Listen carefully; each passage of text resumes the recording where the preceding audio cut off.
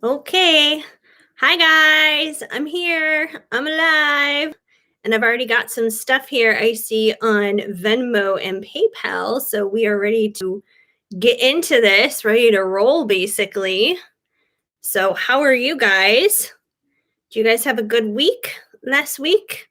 I know I wasn't on Friday, but I've kind of been dealing with big life changing decision kind of stuff, which was why, like, I was okay, like, I was fine, but my brain was just kind of elsewhere. It was just like, I need to, like, think about some things. I just wasn't. So, tonight I'm here though, and I'm focused. So, I'm ready to do this thing. So, anyways, before I even logged on, I noticed, PayPal and Venmo were going off. And Venmo was actually the first one that went off for you, Elizabeth. And why does it say chat disconnected all of a sudden on my thing? Please don't be doing that, because if it does that, then I can't see what's happening in the chat. And then I'll have to have two separate windows open again, which is really annoying. So I may have to do that really quick and open up another tab, which I don't want to do, but it says disconnected. Please wait while we try to reconnect you. Well, reconnect me because I can't see. Unable to reconnect chat. Please try again later. This is so annoying. Why does it do that to me? Let me see. Let me see. Pop out chat. Would that help if I did that? Oh, what is going on here? Okay, we're having technical difficulties right off the bat before I can get started, you guys. So just hang tight. I don't know what's going on. You are currently signed out. Why does this do this to me? This is why this happens. It literally sometimes signs me out of chat, and I don't know why, because then I can't see what's going on in the chat, and then I can't see your questions or anything, and then I have to have separate um two separate windows up, one where I can actually see myself, otherwise it's a delay, and then one that's just for the chat. So it's really, really frustrating. Okay, I gotta find my password so I can put this in, because this is very annoying. And it likes to do this sometimes at the very beginning too. It's like I'll be at the very, very beginning of a live and it'll do this, and it'll just like delay things and screw things up right off the bat. I can't find which password it is because I have like this note of all my different passwords. Oh my gosh, where are you? YouTube, Gmail. I see there's another PayPal coming in. I know who the first three are though, because I saw them come in before I went live, which I'm going to get to in just a minute. There we go. There's the right password. So I can just copy and paste it and put it in. This is so frustrating. Okay, there. Signing back in. There we go. Restore chat. Can you do that now? Can you restore the chat? Restore it so I can see it. Please. Let me see. I'm logged back in again, which is good.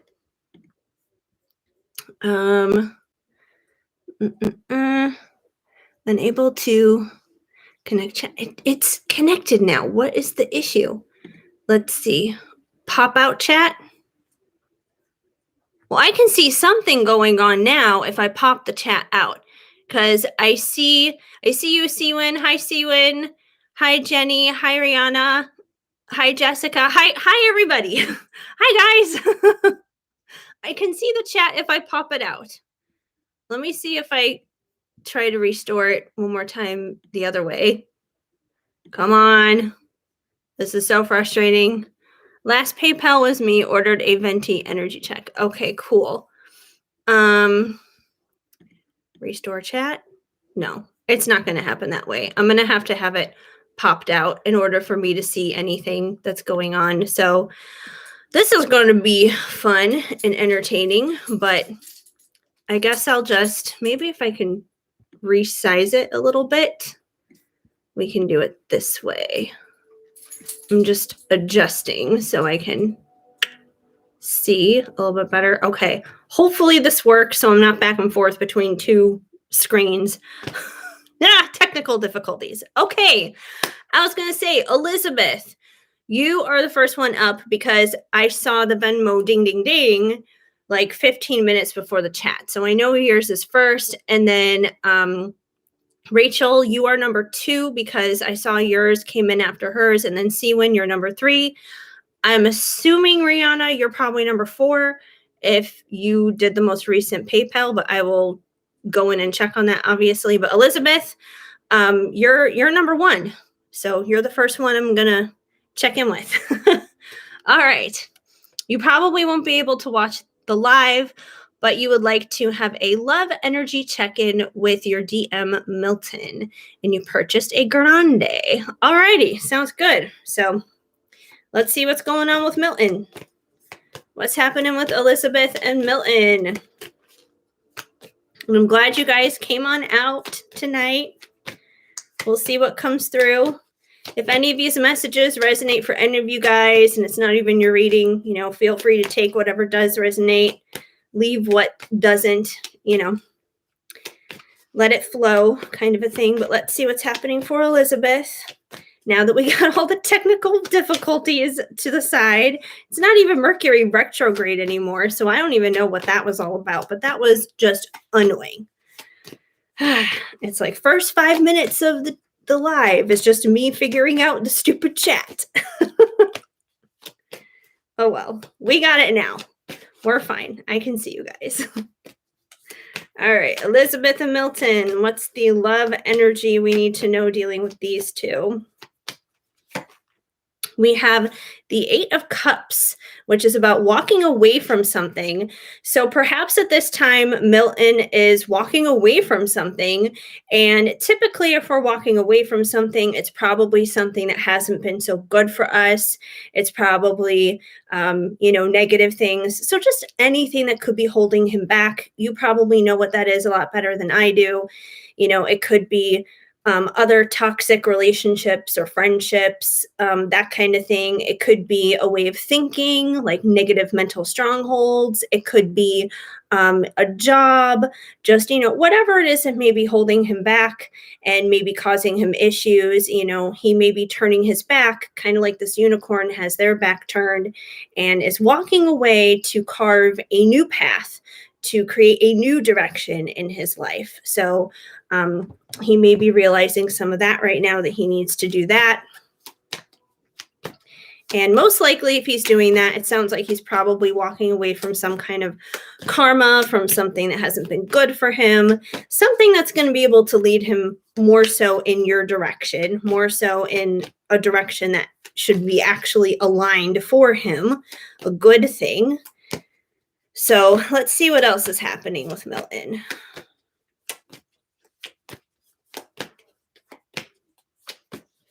We also have the 3 of Cups, which can indicate a third-party situation. So I feel like this is confirmation if there is a third party involved with you guys right now. If there is another person, I feel like the 3 of Cups is basically indicating that he's probably walking away from this third-party situation. Or at least he's getting ready to, like, he's thinking about it. He's kind of getting into that place and into that position where maybe he wants to walk away from the other person that he could be involved with, if there's like another girl. If there's not another girl, I feel like the 3 of Cups here could basically represent like a third element, some kind of karmic-y, not so good type of element. So once again, it could still be a toxic relationship, but it doesn't necessarily have to be romantic. It could be a friendship maybe that he has to walk away from, or engaging with a family member in an unhealthy way. It could be, a way of thinking. So any kind of third element here that could be a disruption or a distraction, anything that could be of some kind of hindrance between you guys. It seems like he is, if not actually physically walking away from these things, he's definitely in the position where he's thinking about it, where it's on his mind, where he's in that place where he's just like, yeah, I don't think I can, deal with that situation, whatever that situation is. He's getting ready to, hightail it out of there, basically. Move on to something healthier. But let's see what else is going on. Let's see what else is happening here with Milton. We have the 10 of Cups. So happily ever after is on his mind. Ultimate fulfillment in love and relationships and emotions and all that good stuff. So I feel like he's probably aware that if he wants this, if he wants to make it to his happily ever after, he needs to make some changes. He needs to walk away from whatever it is that's coming in between him and this him and in between his happily ever after. So I feel like he's realizing that. So if he's not doing that already, like I said, it's probably on his mind. It may be something that he may be gearing up for, that the wheels may be in motion for. So that doesn't mean it's necessarily going to happen tomorrow or anything, but it definitely means that it's on his mind, like the wheels are in motion. So as to how long that could take, that's a different question. But it does seem like those things are on his mind, and he could be making the actions towards it. But I feel like when he's made those actions, you will know, because he will come to you and he will tell you, and then you wouldn't need a reading, obviously, to tell you, because he would tell you himself. But let's see what else we have going on here.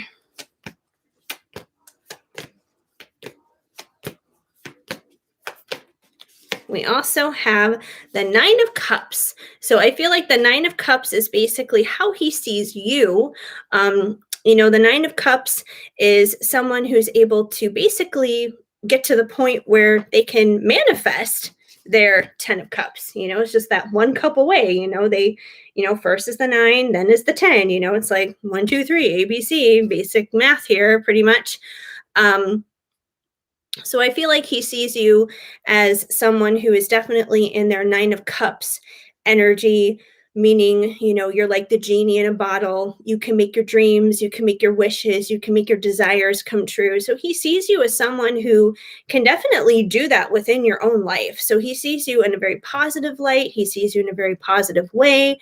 So that's definitely a good thing, and probably a reason why he, wants to turn the other cheek on the other situation and move on towards something better, move on towards his 10 of Cups, because he wouldn't be walking away from something that's already giving him his 10 of Cups right now, which it doesn't seem like he has. Otherwise, like I said, he wouldn't be thinking about walking away from it. So let's see what else we got. We have the 8 of Wands, which is all about action. So once again, if he's not actually taking the actions just yet to do it, he's going to get there, because that's what this card is about. It is about action. It's not just about sitting there and thinking about it and talking about it and thinking about it and talking about it. Is actually taking action. So even if he is only in thinking mode right now about walking away from something and moving towards his happily ever after, moving towards you and stuff, he's eventually going to take action on that. So once again, that's a timing thing. Like this could happen tomorrow. This could happen 6 months from now. So that is kind of to be determined, but he is going to take action eventually. He will probably take it when the time is right, basically. He will take the action when the time is right. And let me get one more here for you.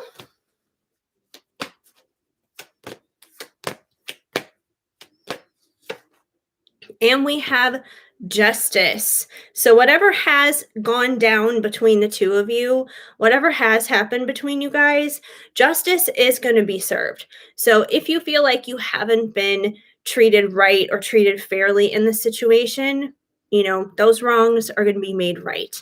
If you feel like, it hasn't been fair, that maybe he's been spending time with somebody else, or maybe there's been whatever third karmic-y kind of thing hanging around that's been a disruption between you guys, that's not going to be in your way forever. It's not going to always be an obstacle. It's not going to always be standing in the way. So justice is going to come along. Justice is going to be served.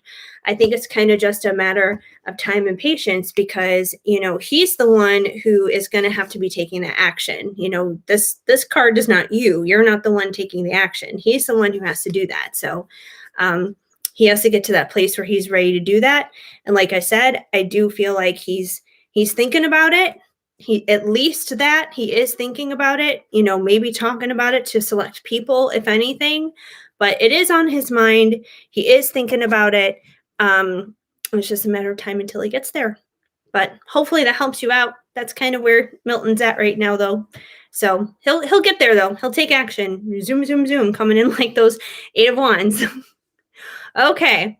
Rachel, I think you are next. Let me go to PayPal here really quick because I think it was you and then Siwin. And then I got to look to see who's after you and Siwin. Okay, here we go. Okay, so now that I am in PayPal, because I hadn't even looked at that yet. So Rachel, you're up next. Then I'm going back over to Venmo because I know it was Siwin who paid after you. And at least on PayPal, in terms of order of who's coming up after that, Rihanna, you are on the list, but you are actually the last payment, the most recent one from PayPal. Jessica actually came in before you, so I'm going to get Jessica before you, and then it'll be you, Rihanna. So either way, everyone's getting their reading done. That's definitely going to happen. No worries there. But yes, okay. So Rachel, your question, you ordered a Venti. You want to know how your person feels about you and this connection. Alrighty, sounds good. Let's see how Rachel's person is feeling about her and this connection. All right, thumbs up, Rihanna. Yes, indeed. I'm so glad I can see the chat now. Normally, I don't know what was going on there with that craziness with the disconnect. Drives me nuts. Technical difficulties sometimes. All right, let's see how Rihanna's person is feeling. Or not Rihanna, but I was just looking at Rihanna's comment. Rachel, you guys are both R's. You guys are both my R people, but Rachel, let's see about Rachel's person and how he is feeling about her and this connection as of this moment.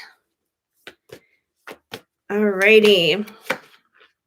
So the first card out we have here is the Two of Wands. So it seems like he's in the middle of trying to make a decision right now, because usually when we have the two of anything, it's kind of about making choices. It's kind of about making decisions. But considering it did come out as wands as opposed to something else, the wands usually signify a confident decision, which is a good thing because it seems like whatever has been on his mind that he wants to decide when it comes to you, he seems pretty confident about it. He's not really in like a wishy-washy, hot and cold, I don't know, kind of limp like a doodle kind of place. Basically, he's not me right now, because in my situation, I'm wishy-washy and I don't know what to do. I wish I had a little bit of Two of Wands right now and I was confident in my decisions, and I'm not. But it seems like he is. So he is confident in the decisions that he's making right now, or at least in what he's trying to decide right now. So he's definitely got some confidence there, which is good. Let's see if we can find out what else is happening. Maybe we'll see what kind of choices he's feeling confident about. I don't know. We'll see. But we definitely have confident choices coming through. Let's see what else we get.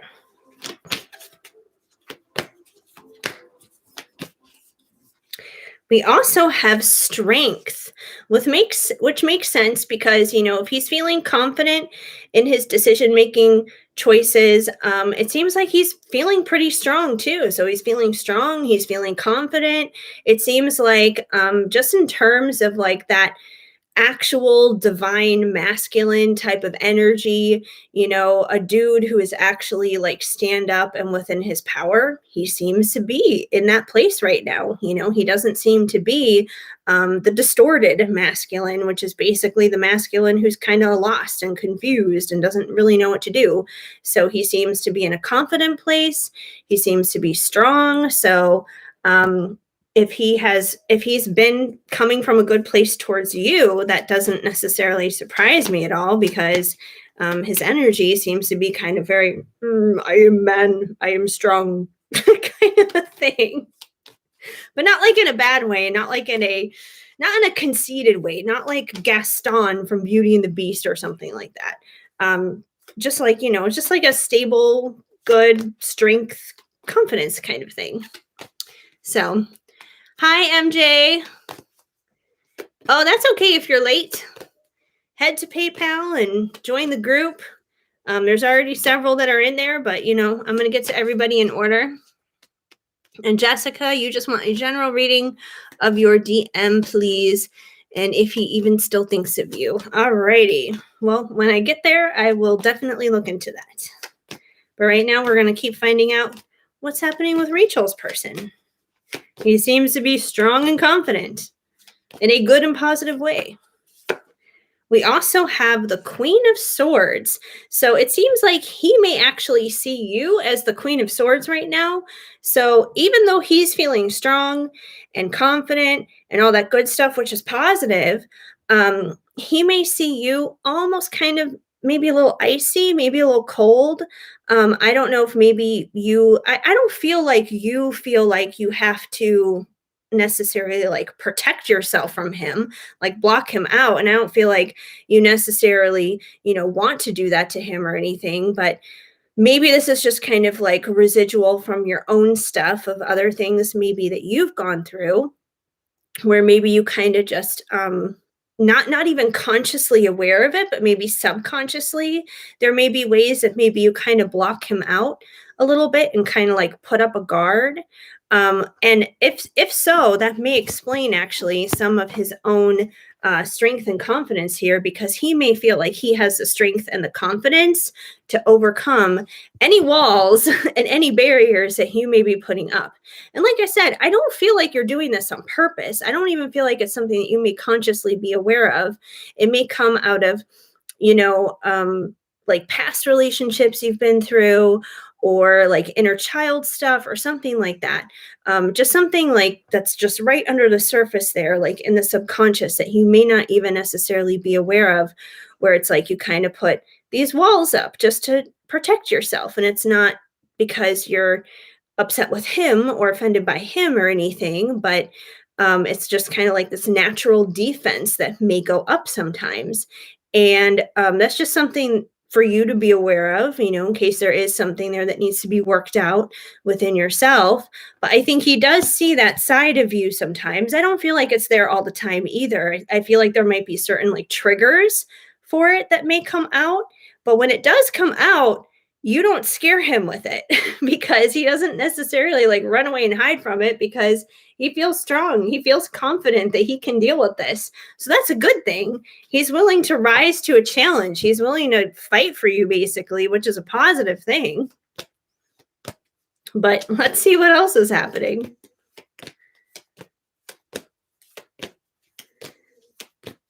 All righty.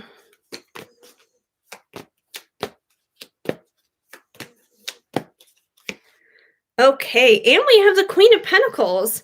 So he sees you in the Queen of Pentacles light too, which is also really positive. So he definitely thinks very highly of you, because we got two queens here. So the Queen of Pentacles, she is like the mother, she's the lover. She can take care of the house, she can run a business, she can take care of the kids, she can be a supportive and encouraging wife. She kind of does it all. She balances it all. So he sees that side in you too. So he holds you in high regard. I mean, if we get another queen, or if we get an empress or something that comes out here, wouldn't surprise me, but he definitely sees you in a very good light. So that explains why he feels strong and he feels confident. And, I feel like you being like high vibe and your high energy and everything, it kind of like brings him up into that high place too, where he wants to be his best and provide the best for you. It's kind of like a contagious kind of thing, which is a good thing. That's the way it should be. It's kind of like, if you're around someone who makes you feel like crap, next thing you know, you start feeling low and you start feeling down. But if you're around somebody who makes you feel good and makes you feel happy, then, you start feeling that way. So it's like, emotions and vibes and all that kind of stuff. It's contagious. It is. It's contagious, like, like like a spiritual STD or something. I don't know how else to describe it, you know? Oh my gosh. MJ, what is going on with your DM these days in your connection? Okay, cool. I will check that out when I get there. Alrighty. We also have the Ace of Pentacles. So it seems like he would like to offer you like some kind of new beginning here between the two of you. This could be like him wanting to take you out on a date. It could be like an engagement of some kind. But it's definitely a very real and authentic offer in the physical world. So definitely seems like he wants to do that. And I feel like he is confident and has the strength to, take things to this level and to go there with you. So, I mean, all good stuff coming through. Let me get some oracle cards though for you to just kind of see what else we need to know about how he's feeling. Let me arrange things here, grab some cards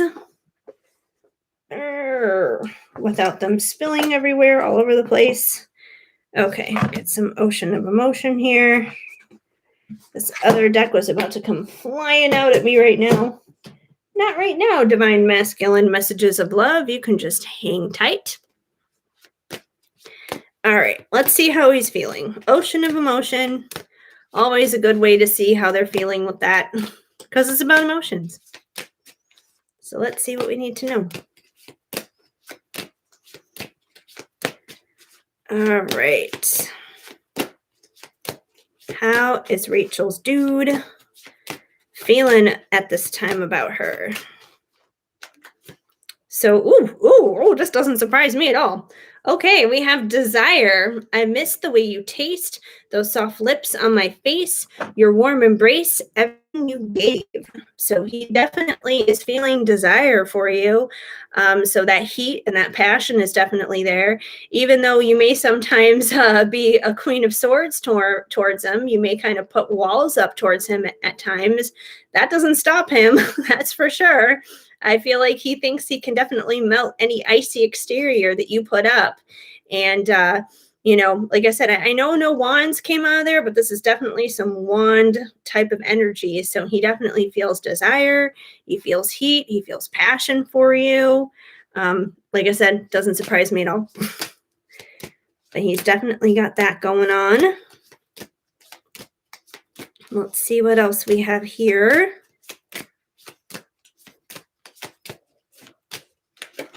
We also have stress. I'm under so much pressure. So he does have a little bit of stress going on in his life in general. I don't feel like he's necessarily stressed out about you. This could indicate just like other things he could be stressed out about in life. It could be work. It could be friends. It could be family. It could just be existing in this world right now. Because this world is kind of crazy and just existing in it can be stressful. But it does seem like he is carrying some kind of levels of stress on his shoulders. But, once again, we did have the strength card come out for him. So I do feel like he's strong enough to handle whatever is being thrown his way right now. Hi, Melissa. Welcome to the live. Welcome. All right, let's see what else we got here. We also have choices. I don't know which path to take, which is funny because we already had the Two of Wands come out, which is about confidently making choices. So it does seem like he is, making choices or trying to make choices. But I feel like if he is at any crossroads of anything right now, dealing with any decisions, especially dealing with you, if he hasn't made those choices yet, I do feel like when he does, he is going to come from a place of confidence in those choices because we did get the Two of Wands that came out earlier, which is about making choices out of a confident place. So even if he hasn't made these choices just yet, he will, and he will make them confidently. And I feel like the choice that maybe he's trying to make here in confidence is whatever this is. Whatever the Ace of Pentacles is, like, asking you out on a date or some kind of engagement, or like I said, something in the physical world that is a very physical and real offer that he has for you. So that could be the thing that he's trying to make a decision on right now, that there could be a choice that he's trying to make. But like I said, I feel like he's going to be confident about it when he does reach that point, if he hasn't necessarily gotten there already, because everything else is like really positive about how he's feeling towards you. I mean, a little bit of stress, but hey, like I said, just existing in this world can be stressful. So, like that's not totally uncommon. Um, let's see what else we have here for this dude. Compassion. Thank you for caring when nobody else did. So aside from desire, I feel like he really just like appreciates you as a person, being caring and supportive and encouraging to him, probably when other people haven't been. I also kind of think of the Queen of Pentacles when I think of compassion, because the Queen of Pentacles does have compassion. Like I said, she manages to take care of everything, the home, the office, her husband, her kids, everything. So, of course, she has compassion for people. And especially if he is dealing with a lot of stress right now in his life, maybe you're the one person who has been compassionate and been kind of supportive and like this solid place of refuge for him, basically, when other people haven't been there. So I feel like he really appreciates that. Let me get one more for you. But overall, I would say you got nothing to worry about here. I mean, he's got good vibes, good feels.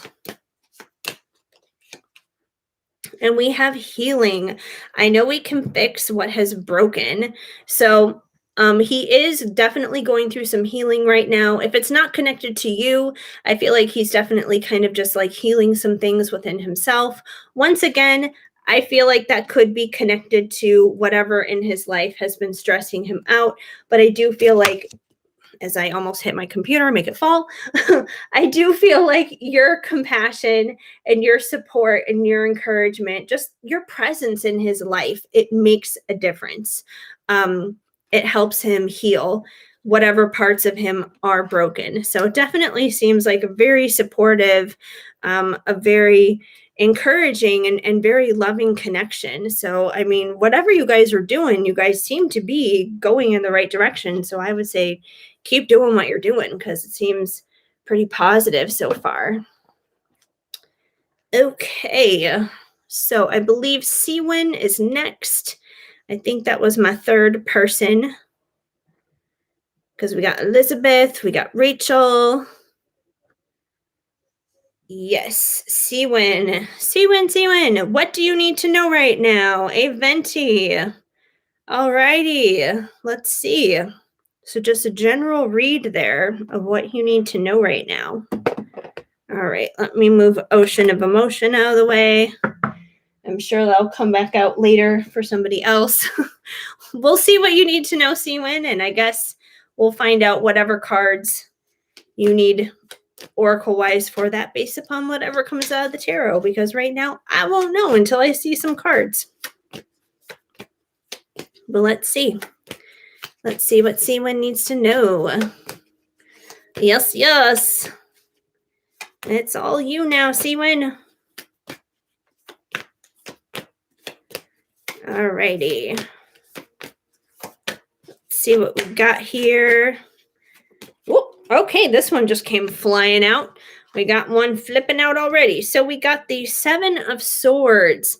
So it seems like we've got some conflict going on here, because that's what the Seven of Swords is all about. The Seven of Swords is about conflict and competition and just kind of dealing with some rough and tough stuff right now. So you could be dealing with some conflict. This could be externally, stuff happening around you in your world, whether it's at work or at home, in relationships, in anything basically. Or if it's not happening around you externally, it could be an internal point of conflict within yourself, or maybe you're struggling with something, but there's definitely some conflict going on right now, which is not fun and not easy. Rachel is speechless. Well, I hope it's good speechless. The reading was definitely good. I mean, it seemed positive to me. Like, as I was reading for you, Rachel, I was like, damn, like, why can't I find a guy where it's like the reading comes out like this? Power energy and spot on. Yes, power energy is so good for sure. And I understand, Siwen. I'm conflicted too. So I'm right there with you in the conflicted department. Mine is internal for sure. I don't know if yours is internal or not, but at least for me, it's definitely internal. So, but yes, I'm very happy for you, Rachel. Like that was a really good reading for sure. So positive vibes there. Hopefully that can be contagious and start spreading around to the rest of us. But anyway, let's see what else we need to know, Siwen. Let's see what else is going on besides conflict, because that's not fun. We also have and I feel you on this one here too, Siwen, because I'm in the same boat. We got the Two of Pentacles, which is about juggling. It is about juggling choices. It is about juggling options. It's about juggling two different things. So this could be a lot of different things. It could be two different people. It could be two different jobs. It could be two different ideas, two different thoughts, two different places maybe that you want to live. If you're like me, who doesn't know where you want to live anymore. But yeah, it seems like you're juggling something here, two different things, and you don't know what to do. You're kind of stuck in between, basically, which is clearly where the conflict is coming from. I don't know if I'm reading for you right now or for me, Siwen, but I can definitely resonate with this for myself even. So yeah, so there's definitely some of that happening. Melissa, I bought a Venti. So how about a love check-in? You're single, but you're ready to open up to love again. Okay, fantastic. I will get there as I go down the list. I'm not, like I said, I don't even know who's next after Siwen, but I think after that, it's just PayPal people. I don't think there's anybody else on Venmo right now. So, but yes, let's see what else is going on here with this conflict and choices. For Siwen, and maybe for me too. Because like I said, I get it. External conflict and choices at hand. Oh, that is never fun. Never, ever, ever. I get it. I so get it. All right, let's see what else we get. We have death. Oh, man. It gets more heavy duty, doesn't it? We got death coming out. Okay, but there's a good news here, though, when it comes to death. So don't get freaked out. Don't freak out on me now. Okay, so I would say this would be a lot worse if this was the Ten of Swords, because the Ten of Swords would have been a painful ending. But since we have just death by itself, that means that yes, something is ending, but it doesn't necessarily have to be painful, which is good. Because death by itself doesn't necessarily indicate pain. So something is ending, but every time something ends, there is a new beginning. So it seems like you're at a point of transformation and transition right now in your life, which is why you are having all this conflict and having to make some choices. And whatever it is that you decide, it seems like something out of that decision is probably going to have to end so there can be a new beginning elsewhere.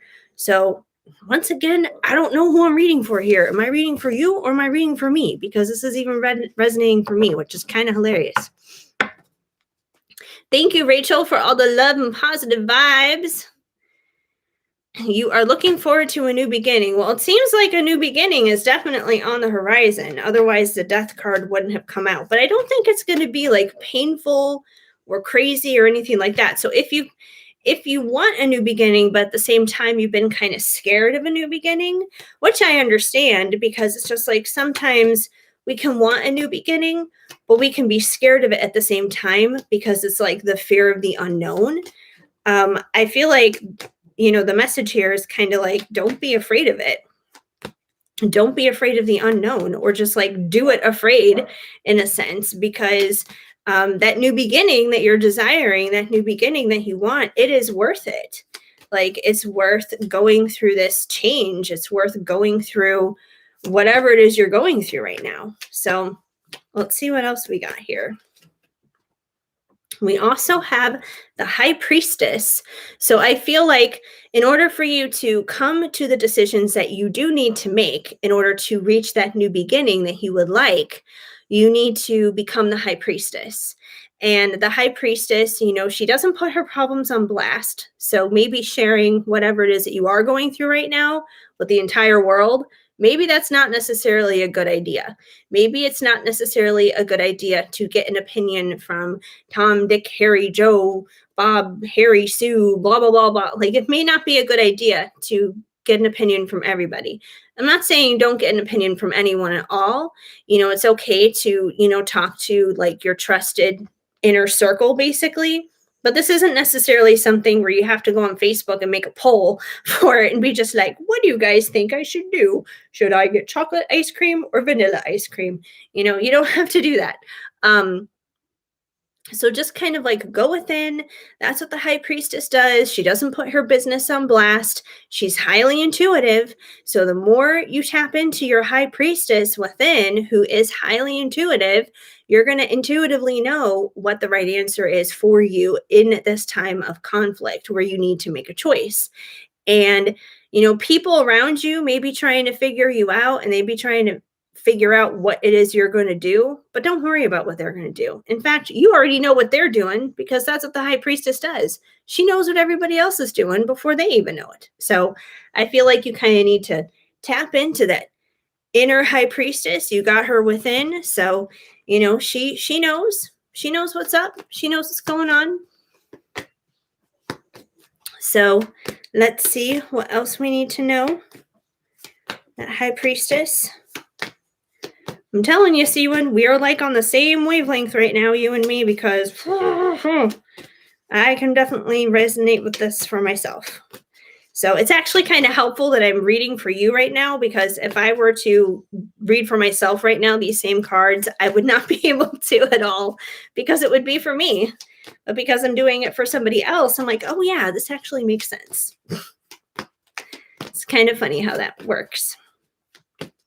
But yeah, it does. It makes sense. Okay, and we have the moon. So the moon is, about secrets once again. So I feel like kind of like the answers that you're looking for, it's like they're the secrets within your own heart. I don't feel like this is necessarily secrets being hidden around you or by other people, but I feel like the secrets to your heart are like hidden within.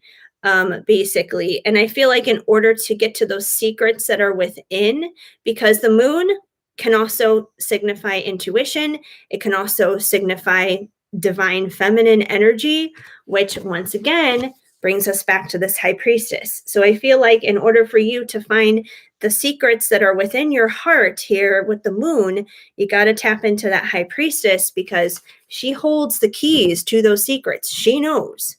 She knows more so than anybody else.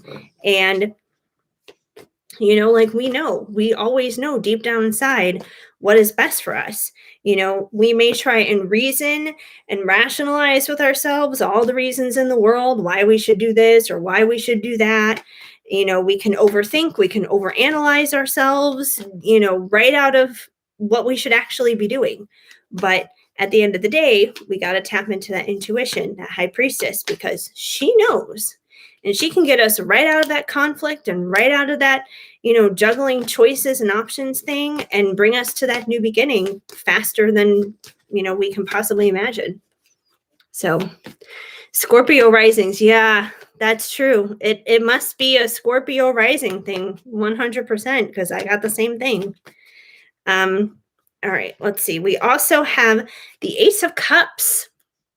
So I feel like whatever the final result of this is, of what's going on, it's going to bring you a new beginning in love, funny enough. So, I mean, this could be like new love altogether with a new person, or it could be reignited love, maybe with somebody from the past. So it could just be like a new beginning with someone from the past, or just like new love, period, with somebody new.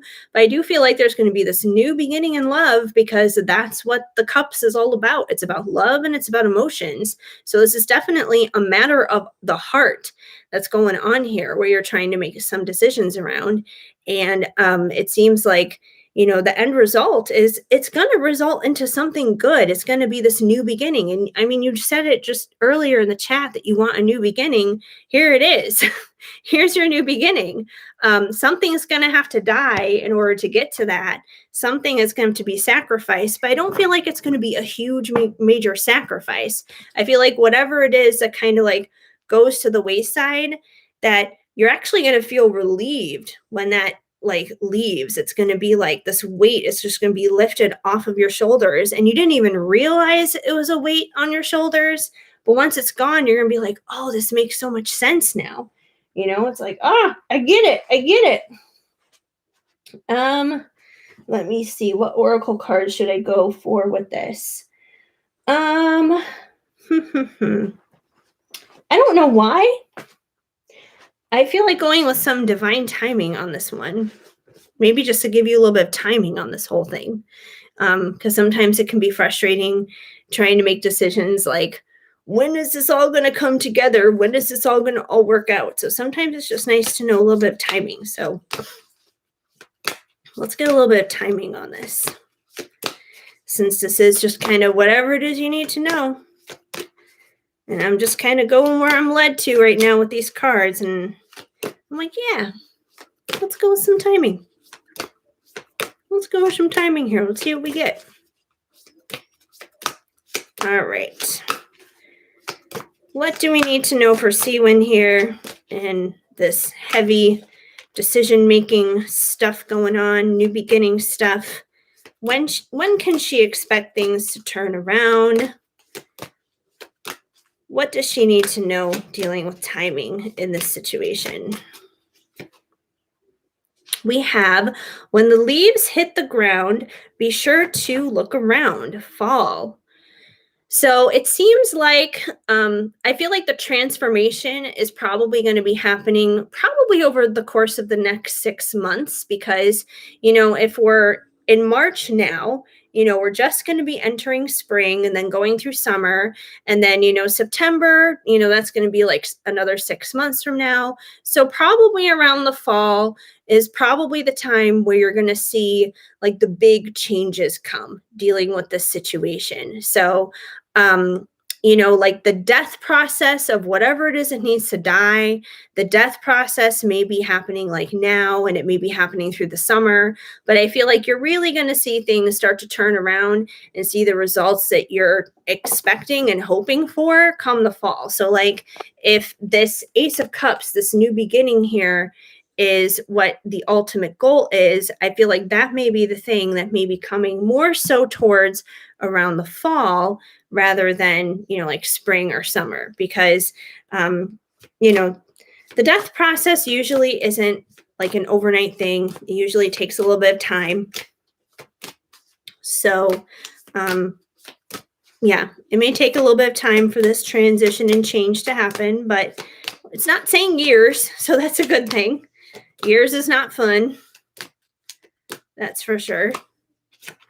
We also have, when they're all dressed in green, you're right in between. St. Patrick's Day, halfway, which is funny because like St. Patrick's Day is like a week from now or something, like 10 days or whatever, 9 days, the 17th. So yeah, St. Patrick's Day is almost here. So this is like right now.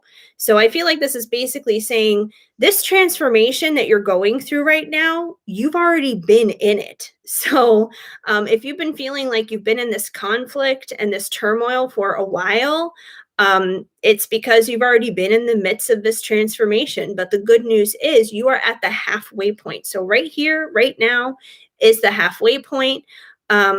So if this is the halfway point, and if the fall is the time you're probably going to see everything turn around, then it seems like this transformation probably started for you last fall, like fall of 2020.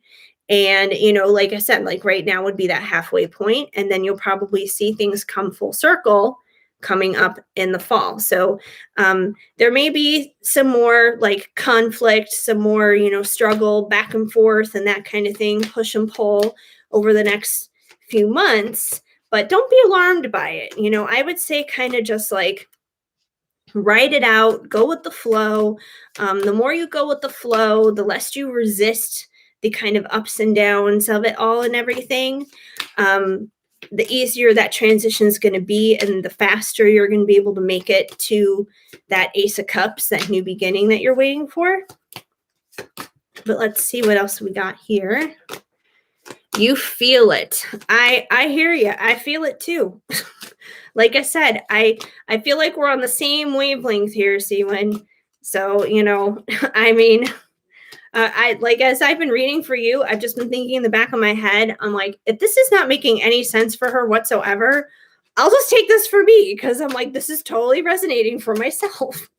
But I think we're just on that same wavelength. Like you said, the Scorpio rising thing, there's something there, And that's the thing, usually people who are going to come to my readings, or people who are going to be drawn to come in here or whatever, it's usually because people are kind of on that same wavelength. So I definitely think that's what's going on. We also have what is true and who is real. What will the time reveal? So, I feel like this is definitely a confusing time for you, because you don't really know up from down. You don't really know what is real and what is true, what is fake, what is all that kind of stuff. But I do feel like the time is going to reveal this. And I don't feel like it's anything you need to be scared of or to be afraid of. Especially when we're in a time of a confusion, the most important thing to remember is that God is not the author of confusion. So if you're confused right now, if you're in this position where you're like, I don't know what's true, I don't know what's real, just remember that you're going to find that out. And that just means that you're still in the middle of your story. You're still in the thick of this plot line, which makes sense because you're only halfway through this. But you're going to get there. So you're going to have to just navigate your way through the confusion. Damn, the cards are really calling out at me tonight. Same. Laura, you are a Scorpio. Well, I mean, if this is resonating for you, maybe it resonates for you too. I'm a Libra sun and moon, but I am Scorpio rising. So that's why, at least for me, I'm like, well, damn, this is definitely making sense. And Rihanna, you are too. Well, then maybe everybody can take a little piece of something with this. Let me get one more for you. And we have a few weeks to go. You can make it fast or you can make it slow. Perspective. So I feel like also a part of something that you're learning right now through this is just like your perspective, like how you see the situation, how you see the world, how you see the people involved in this situation, how you see yourself. Perspective is half the battle. And it seems like over the next few weeks, your perspective is probably going to change. It's probably going to shift. You're probably going to, I feel like it's going to change and it's going to shift in a positive way, though, because obviously if your new beginning here is the bottom line, I feel like whatever perspectives do change here, they're going to be the kind of perspectives that are going to align you and prepare you and get you ready for this. So it may be taking you out of like icky, old, nasty ways of thinking and being and stuff like that. Just getting you ready for that new beginning, for that good stuff that you're ready to have. So yeah, that's what I got for you, Seawin. So definitely a good question. I love it when the questions are kind of just like open-ended like that too. Like, hey, what do I need to know? Because then it really just kind of lets the floodgates open for whatever needs to happen, happens, So that is pretty cool. Where is the bag that I had? Oh, like, where's the bag I had those cards in? Got cards everywhere here. I need to move these out of the way so I can see who's next. I think we jump back over to PayPal now, because I know I got my first 3 people in. You're very welcome, Siwin. It's resonating for you too, Jenny. Well, damn, I guess everybody could take a little bit of something from that message. So seems like it was a really good one for everyone. Rihanna, Scorpio Sun, Leo Moon, and Taurus Rising, but almost all Scorpio and Leo in your chart. So much fire and a little bit of earth has a big job to ground all this fire and water. Yeah, I would say so. Most of my chart, like, it's really funny because most of my chart is like all in Libra, Virgo, and Scorpio. Like, it's literally like just in like that section of the chart. Like, that's where everything is. And there's like nothing anywhere else. And I'm like, what is wrong with my chart? Like, why are like none of my houses filled except that one area of the world? So it's kind of weird and makes me kind of nervous sometimes because I'm like, is there something wrong with me? Like, why is nothing else filled? And not right now, Disneyland people. My Disneyland chat is starting to go off right now because everyone's talking about how in California, April 1st, I guess, amusement parks are allowed to reopen at 15% capacity, and outdoor concerts can now be a thing, and all this other stuff. So all my Disneyland people are going crazy. That's a separate thing. I'm like, not right now. I'm doing it live. Okay. I'm just going to check Venmo really quick to make sure there was no one else there, because most of you guys usually pay on PayPal anyway. So I think that was it. Yes, that's it for Venmo. Let me jump back over to PayPal. Here we go. Alrighty. All right, Jessica, you are next. You are up, Jessica, and I know you already sent your question. You just got back from Florida and went to Disney World. I've never been to Disney World. Never, not once in my entire life. I've been to Disneyland like 1,000,001 times. I'm basically the person where it's just like, if you go to Disneyland with me and you've never been there or you have like barely ever been there, I'm that friend that you bring with because I can tell you that I am the map. So, oh, I do miss Disneyland. I do. I don't know if I'm going to be able to go though, because I don't even know if they're going to be opening completely April 1st as it is, because I'm sure they're going to have to like rehire people and like get things set up for however they're going to do things. It's going to be new and different. And then with only 15% capacity, I don't even know how it's going to work getting in there. I feel like it's going to be madness trying to get in there. So I have no idea. I have no idea when I'm going to be able to go there, but I would love to be able to go back. That's for sure. I miss it. Neither have you, and you were a kid again. Yes, I love that feeling. I love that feeling of just being a kid. Go and have fun at Disney. All right. So Jessica, where is your question? I know I saw it earlier. Just gotta scroll up. Requesting a general reading of your DM, and does he even still think of you? Okay.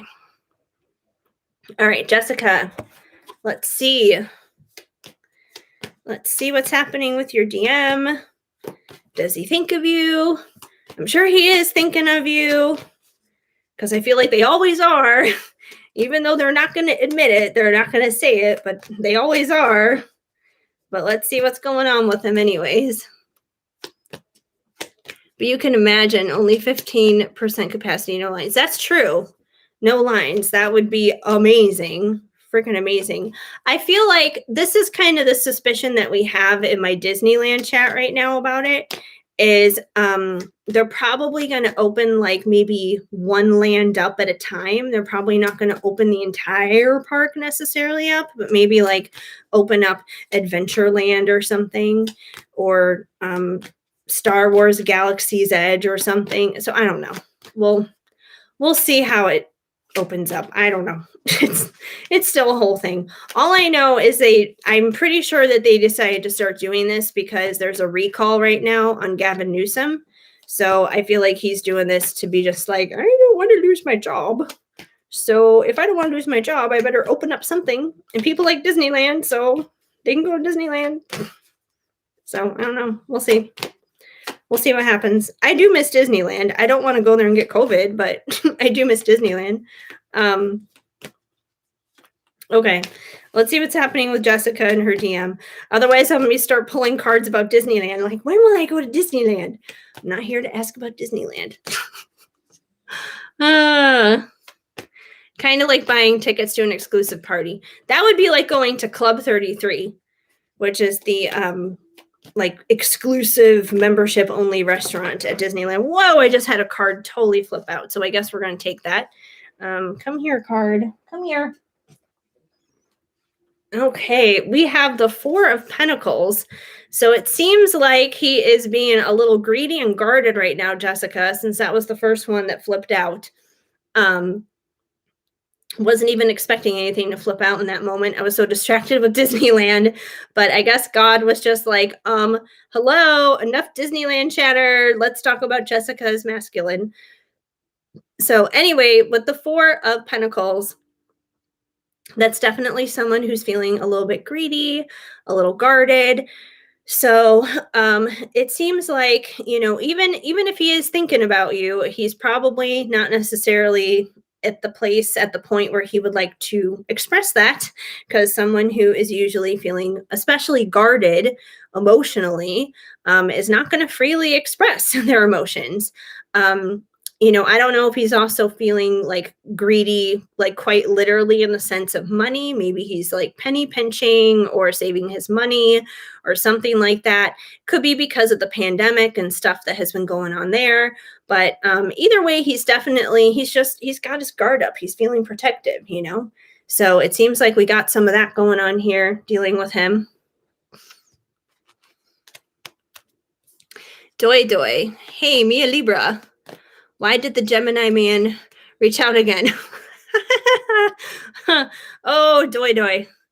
I feel you on that one, because I'm a Libra and I have a Gemini person too. Oh my gosh, we got another one that just wants to jump out here for you, Jessica. But just so you know, Doi, and anybody else who's here who doesn't know the rules of how we do things, if you have a question, I'm willing to answer it, but I am doing paid readings only. So you are more than welcome to submit your question through, you could ask it there, obviously, in the chat, but just send a payment. It's $10 or less on PayPal or Venmo, and you can choose your options as to how you would like your reading to be done.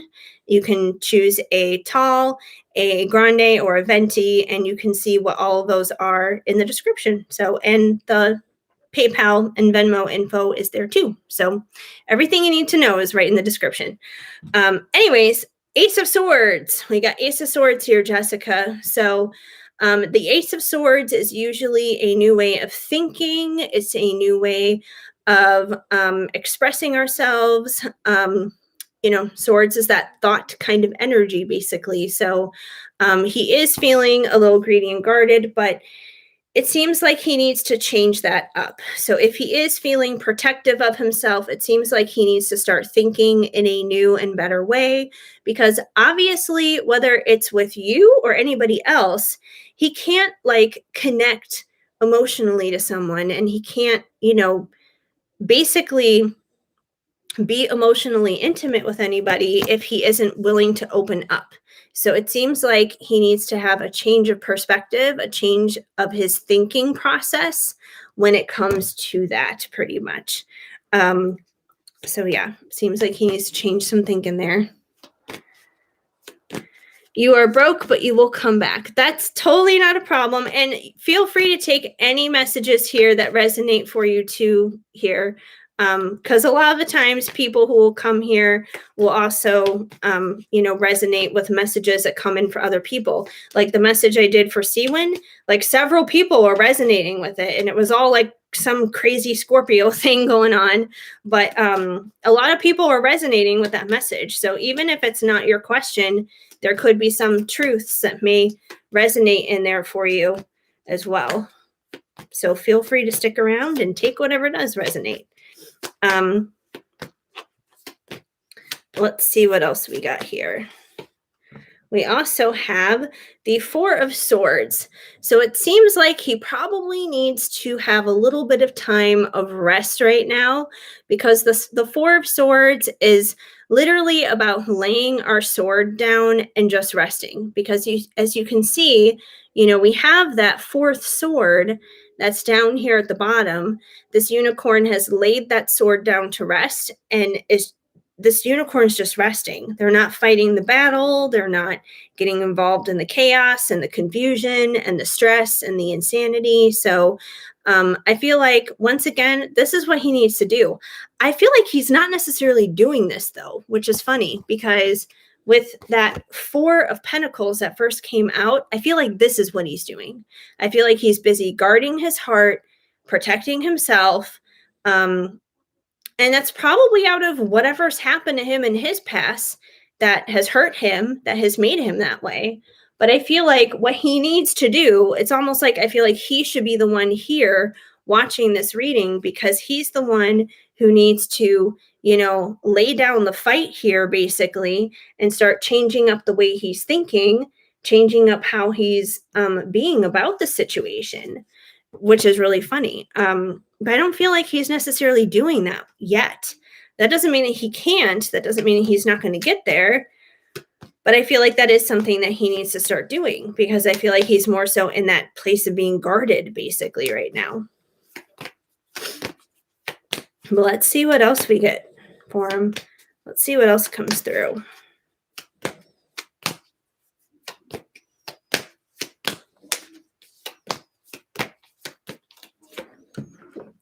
Well, we have the 10 of Cups, so that's really good. I feel like this is what he wants deep down. I feel like deep down on the inside, he does want his 10 of Cups. He wants happily ever after. He wants ultimate fulfillment. He wants that picturesque happy ending, basically. So in answer to the part of your question of, are you on his mind? Yeah, I do think that you are on his mind, because that would be a part of his happily ever after. You do make him feel good. He does want that. But I feel like he's the one who needs to kind of like bridge the gap here to understand how to get there. Because right now, he's way over here, basically, in Four of Pentacles land, being greedy and guarded, and therefore making him closed off to love and intimacy. But he wants to get here. He wants to get to happily ever after. He wants to get to his ultimate fulfillment. And the way he can bridge that gap is by laying down the fight that he has within himself right now and starting to think a new and better and healthier way. But he's just not doing that yet. But I feel like, once again, I feel like he should be the one watching this reading, like, dude, this is what you're doing and you need to stop that. And this is what you need to do in order to get there.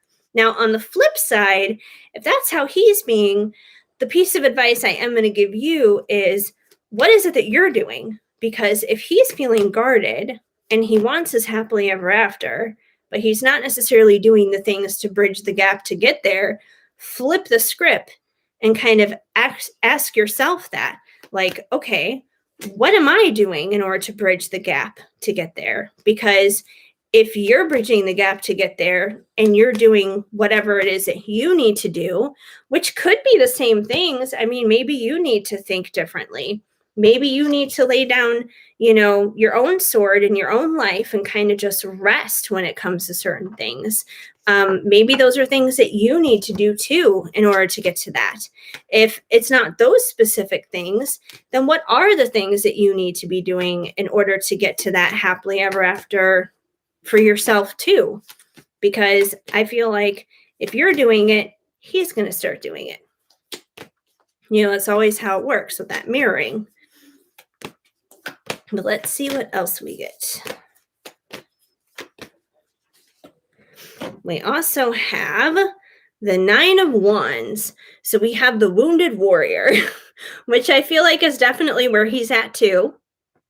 Because, you know, if he's feeling guarded, he's feeling protective right now of his own emotions and, you know, his own heart and everything. It's probably because he has been wounded in battle. It's probably because he's been to hell and back. He's been through a lot of things in his past. And, you know, once again, him feeling wounded is probably what is making him feel protective. And on the flip side, once again, you yourself could be the wounded warrior too. And I feel like this card definitely makes sense for you as well because I know you've been through a lot. I know you've gone through a lot of different things, especially recently. So I feel like this card could be applicable for either one of you or both of you. And the other thing to remember with the 9 of Wands is even though you've been wounded, even though you've been to hell and back, you persevere, you press on, you push through, you don't give up. So I do feel like, you know, you're both not at the place where you're ready to give up on this connection yet. Um, that there is that desire to keep going. And I mean, that especially makes sense for you because I mean, you wouldn't be here asking about him if you didn't care, if you didn't want to, you know, press on, press through. But I do feel like, you know, he cares about you too. I just feel like he's got a very wounded heart that he needs to kind of fix here, basically, because he's pretty guarded. And we have the 2 of Wands. So the 2 of Wands is once again about, you know, making a confident decision. It's not just about making a choice, but it's about making a choice in confidence, confidently. So I feel like that's what he needs to do. I feel like he needs to get to a place where he is ready to make a choice out of confidence, basically. Um, so I don't feel like he wants to come from a place that's wishy-washy or kind of maybe, I don't know. But I feel like he's going to get there. He's going to get to that place where he's going to be confident and really ready to make a decision. But I feel like he's kind of slow moving in this. Like this isn't something that's going to happen overnight. But let me get you some ocean of emotion here to see how he's feeling about you. If I can grab all the cards here. Let's see. How is Jessica's DM feeling about her?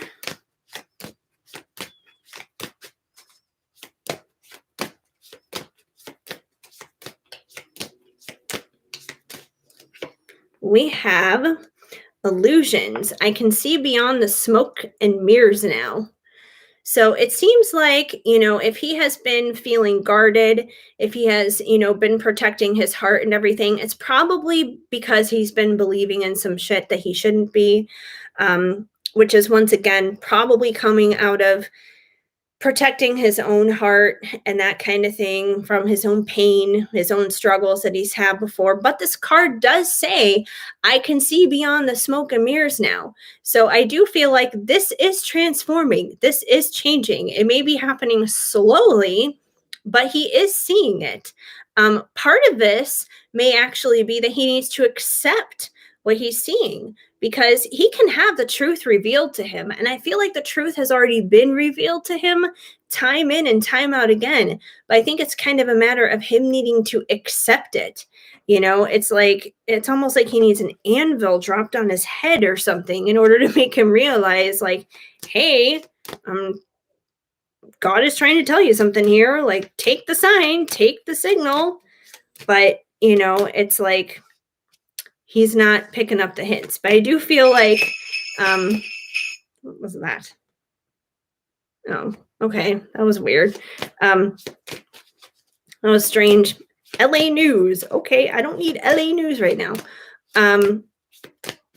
Anyway, but yeah, I feel like he is having, you know, truths revealed to him out of like illusions and stuff. But I feel like he just needs to accept what he sees. He needs to accept what is being given to him. And I feel like he's having a hard time doing that because he's feeling greedy and guarded. And if he's, you know, guarding his heart, if he's protecting his heart, basically, he's not letting that in. So it's like, even if truths are being revealed to him, he's having a hard time letting them in because he's so busy protecting himself. He's got to let that stuff drop. He really does. We have confident. Everything will work out for us. I just know it. So, funny, we have confidence here, and then we have the Two of Wands, which, like I said before, once again, is about making a decision confidently.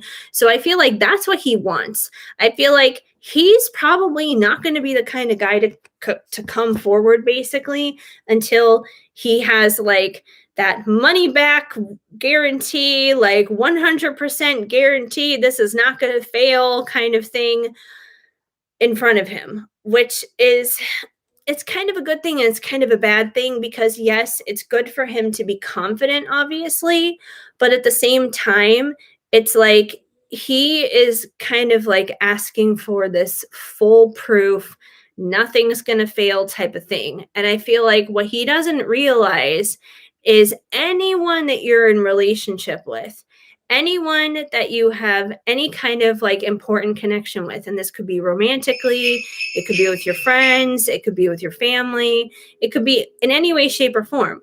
If you are in a close relationship with anyone, eventually that person is going to disappoint you. It may not be on purpose, and lots of the time it's not on purpose, but it happens. And that's a part of just like working through relationships and navigating them and listening to one another and apologizing to one another and forgiving one another and all that other kind of stuff. And I feel like he's looking for something where it's never going to be a problem again, where it's never going to be an issue again, where he is 100% confident that there's never going to be a problem. And while it's good to be confident and while it's good to, know what it is that you want and go for it, I feel like he needs to also understand that, it's okay if you guys like disagree every once in a while and things aren't necessarily always perfect. That doesn't mean that it's toxic just because it's not always perfect. It's all about how you handle those differences. If you're not handling them in a toxic way, it's okay. But I feel like he needs to cool it on the perfection. I feel like he's kind of looking in perfection, not necessarily in you, but more so like within himself and with his expectations of the relationship, of the connection, basically, which is where that protection comes in once again, and which is where he refuses to see the truth, even though it's like being revealed to him. It's right in front of his face. So he is confident, like he wants to be confident in things, but it's like too much is what it comes down to.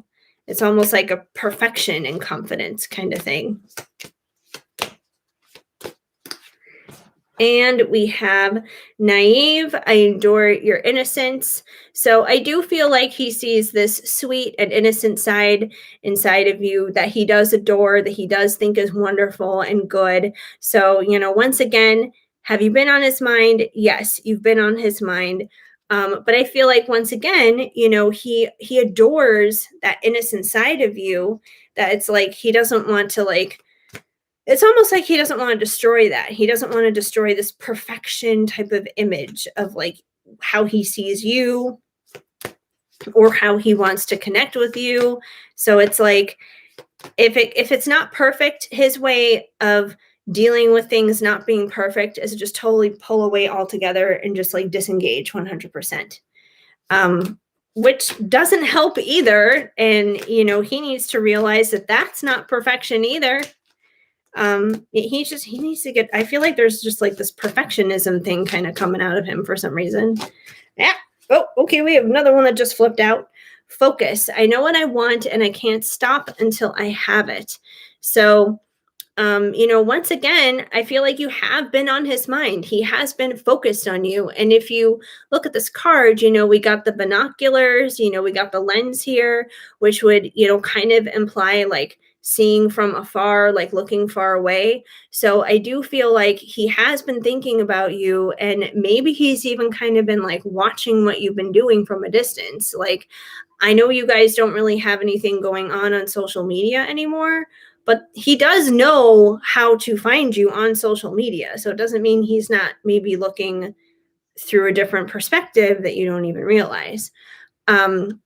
But yeah, I do feel like he is looking out. He is looking out from a distance, basically.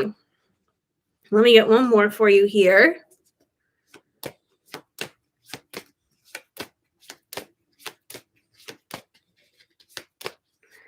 And we have inspired. Your light illuminates my mind and soul. So once again, I do feel like you inspire him. I do feel like, he sees you in a positive light, in a positive way. So yes, you are on his mind, but he definitely has his own crap that he needs to overcome here. So, he really needs to do some healing on whatever is making him guarded and keeping him from opening up his heart, basically. And like I said, I feel like he's waiting for things to just be perfect, and it's just never going to happen. That's never going to happen. Perfection is not going to happen. He needs to kind of get over that. And I feel like he needs to be okay with the fact that sometimes things are going to be messy, but messy doesn't always have to automatically mean unhealthy or bad. It just, that's life kind of a thing. So hopefully that makes sense. I definitely feel like you're kind of probably going to be waiting with him for a little while longer, which doesn't surprise me, but that's kind of where he's at right now. So, all right, let's see who is next. I think next is Rihanna. Yes, Rihanna, you are next. All right, let me get a quick little drink of water here.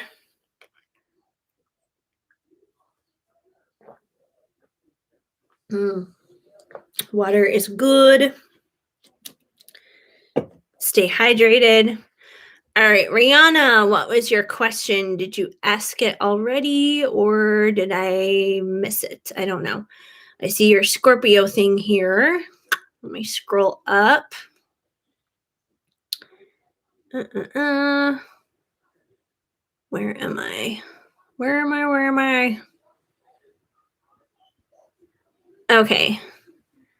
The last PayPal was me. Ordered a Venti energy check-in. Okay. Thanks, girl. I hope all is well. Trust your gut on the move. Oh, thank you. My gut is everywhere right now. I don't know. We'll see. It's all kind of crazy, but yeah. And trust your gut too on your dude. I hope that made sense with him and his guardedness. And yeah, I really feel like that weird perfection thing coming from him, at least right now. I don't know why, but just general. Let's see where we're at after this moon. Okay, general it is. We'll see whatever comes through. Because I'm like, there's general, and then there's love general. So I know, sometimes we're like, I just want general love, or I just want general, but we can do general. So whatever comes through, comes through. If it goes in the direction of love, it goes in the direction of love. If it goes elsewhere, it goes elsewhere. So we'll just see. We'll see what Rihanna needs to know. What does Rihanna need to know after this recent moon? What's going on for her? Oh, we have one that just flipped right out. Oh gosh, we got more of this conflict stuff coming out. So we may have some more crazy Scorpio things coming through again. Okay, so we got the 5 of Swords, which is about more conflict. So it seems like there's been some conflict going on around you, which is not fun. So we're going to start off with that. Some conflict, not so great stuff, but let's see what else we need to know. We set the tone with some conflict, not fun. Oh, man. Let's see what else we get here. Like all the cards wanted to fall out. I don't want all the cards. It's too many. Too many.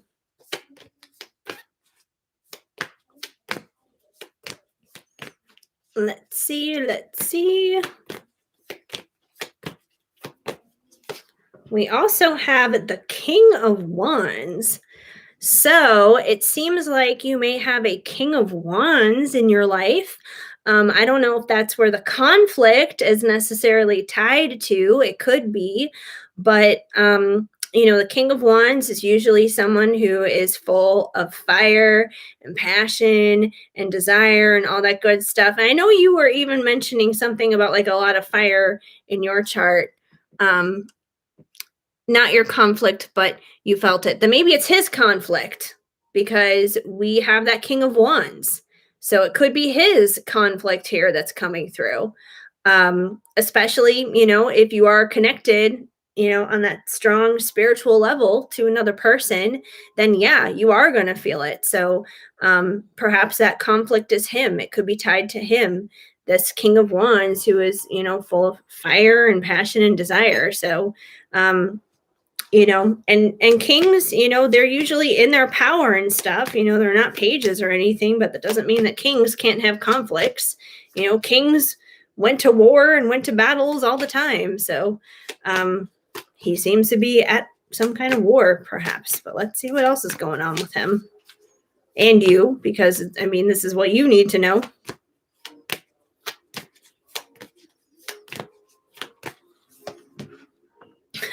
Two of Pentacles. So it seems like there's once again, some decision making going on here, some balancing and juggling happening here. So maybe this King of Wands needs to make a decision. Maybe he needs to make a choice out of this conflict that he's in right now, that he's facing. My life is very peaceful now, but dang it, I felt some stuff. Well, you are feeling something because I feel like it's that King of Wands, the King of Wands conflict, and he's in a conflict right now that's causing him to make some choices. That he's in the middle of trying to make some decisions right now. He's juggling some stuff. So I don't know if you know like what these things are he may be juggling, but it seems like he's definitely juggling some stuff. So he's trying to make some decisions. Seems to be the theme lately. That's for sure. So I can relate to that King of Wands because I'm juggling too. It's like, Let's see what else we get here. We also have the Knight of Swords. So the Knight of Swords is someone who rushes in with a truth. So this King of Wands may need to make a decision to rush in with a truth is basically what it comes down to here. There's some kind of truth that needs to be let out. There's some kind of truth that needs to be expressed. And, especially if you do have a truth that needs to be expressed for anybody, about anything. If you have a truth within you and you're not letting it out and you're not expressing it, you're just letting it bottle and, bubble up on the inside of you, that's not healthy. And that's going to cause conflict within. And, so that could be his inner conflict. His inner conflict could be the fact that he has been repressing his truth, that he hasn't been sharing it.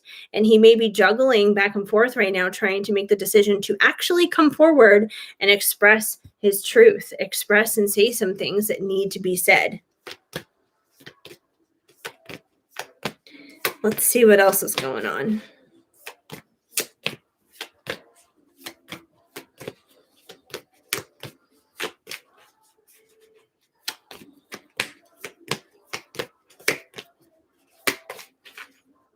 Wow, and that is really loud on the other side of the wall right now.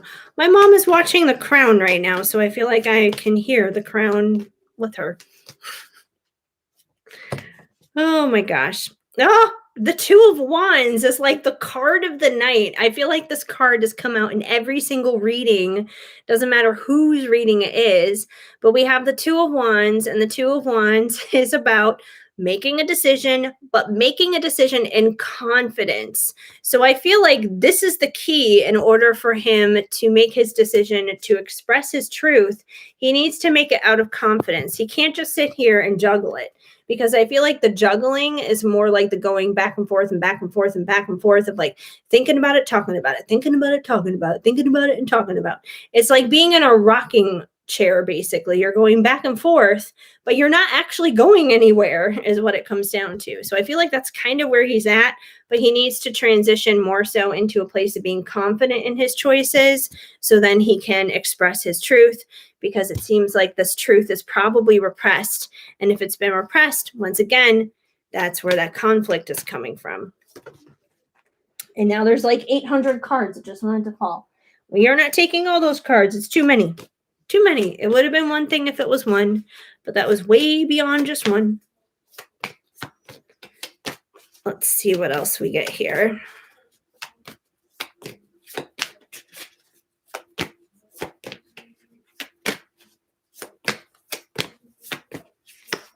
We also have the Seven of Pentacles.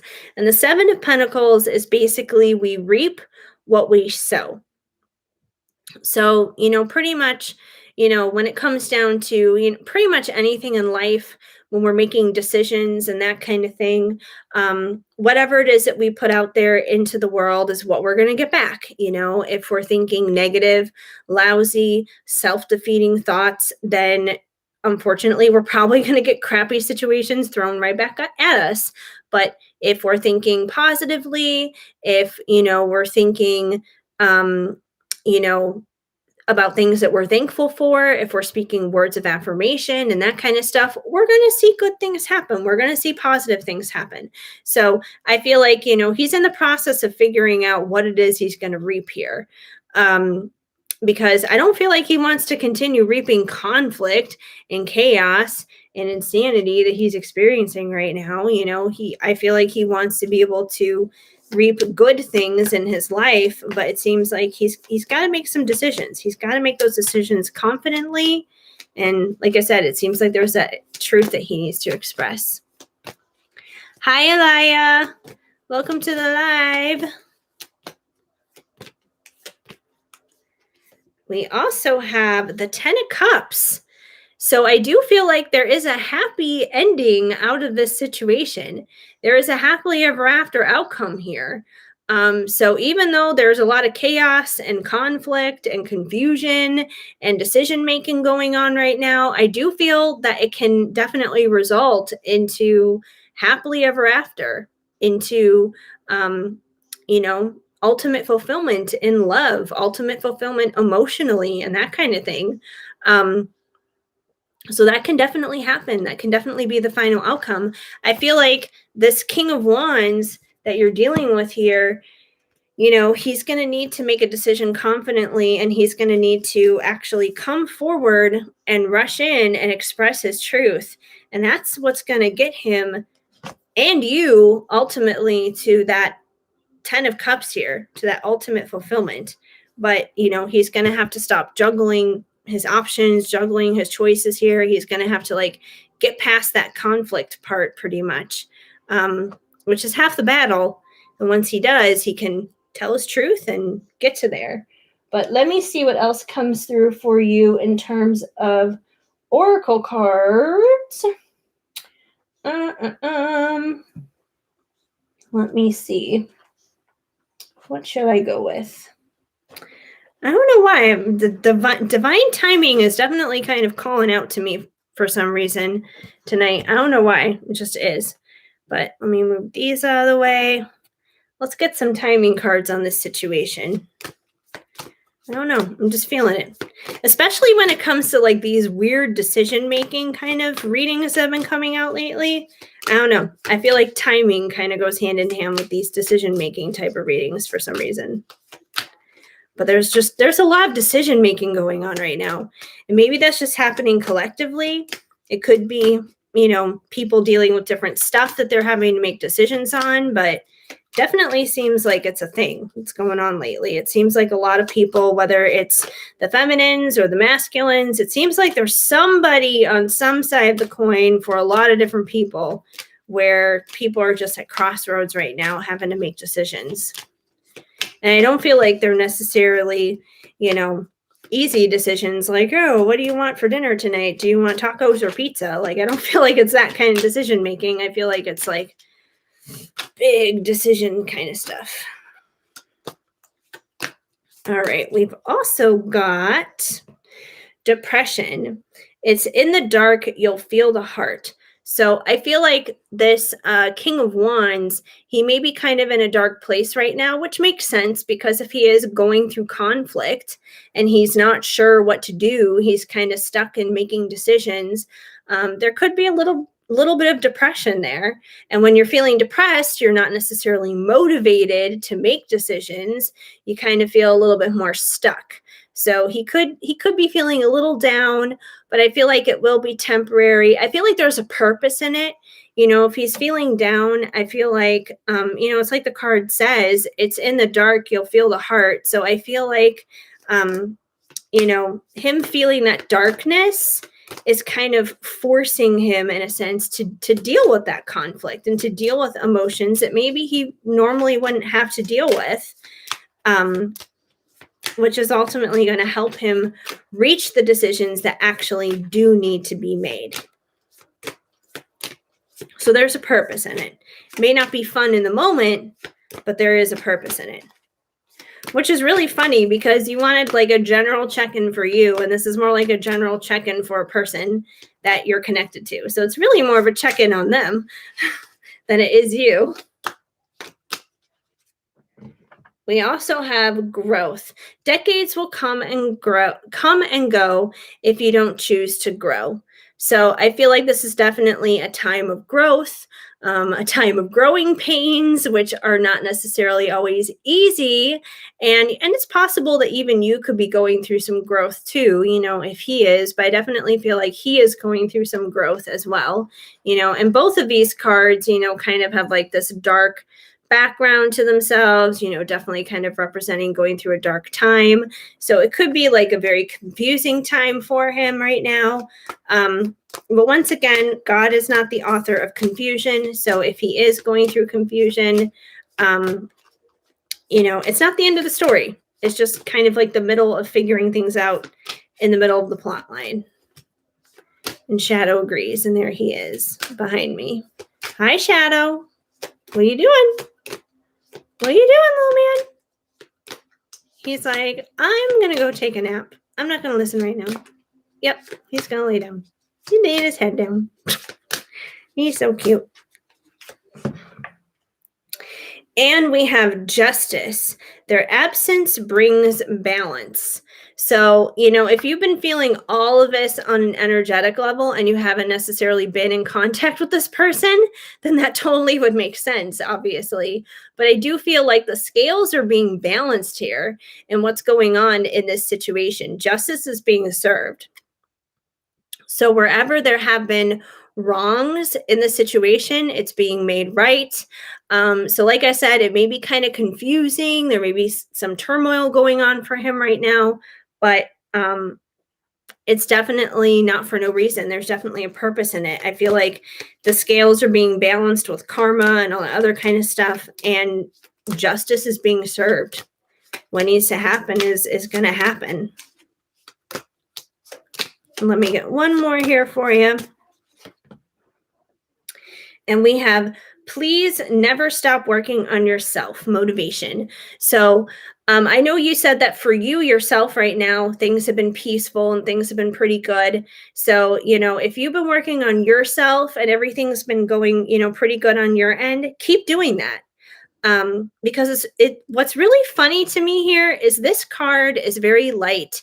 It's very airy. It's very feminine, with the pink nails and all the other kind of stuff on the card. And then if you look at the other three that came out, they're all very kind of like dark kind of here. So I feel like these three cards kind of like represent him. And then this card represents you. So I feel like, you being at peace right now and you doing well in your own life right now, working on yourself, taking care of yourself, I feel like that's making a difference.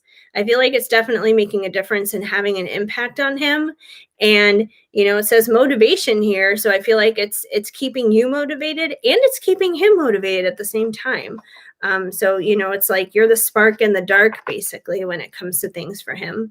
So, what you're feeling dealing with this dude, like you're spot on when it comes to that. So trust your intuition. If you felt some craziness going on recently, it's not for no reason.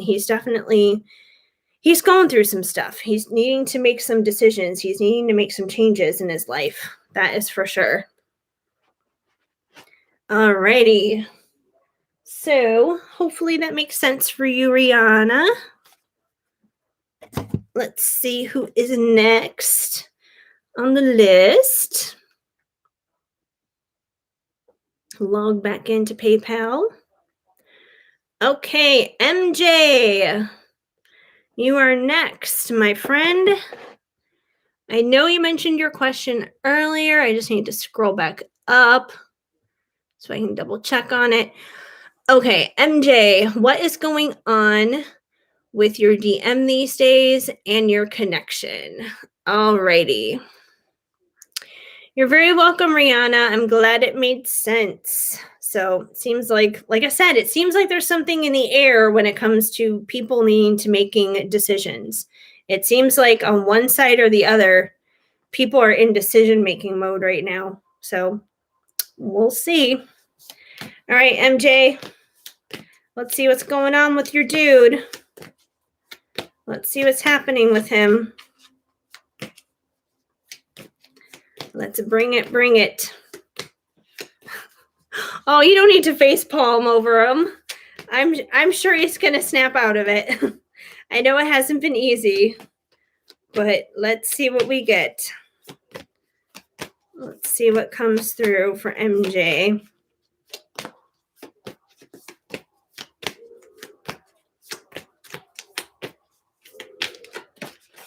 All right, first card out. Ooh, we have the Empress. So that's a very positive start, if anything. I feel like he sees you as the Empress, basically. So yeah, you know, the Empress is the embodiment of all the queens. She's got it going on. She's got all those elements covered. So I do feel like he sees you in a very high and lofty position. You know, despite his own garbage of what's going on with him, you know, how he feels and how he thinks about you, that's a whole other ball game. That's a whole different thing. So I do feel like he sees you as the Empress, which is very, very positive. So that's a very good start. Let's see what else is going on. Is he going to make some moves to his Empress? You know, like, we don't want him to just think about you in a nice way. We want him to do things and go towards you. You know, that's the key. Get them out of that thinking mode. Let's see what else we got here.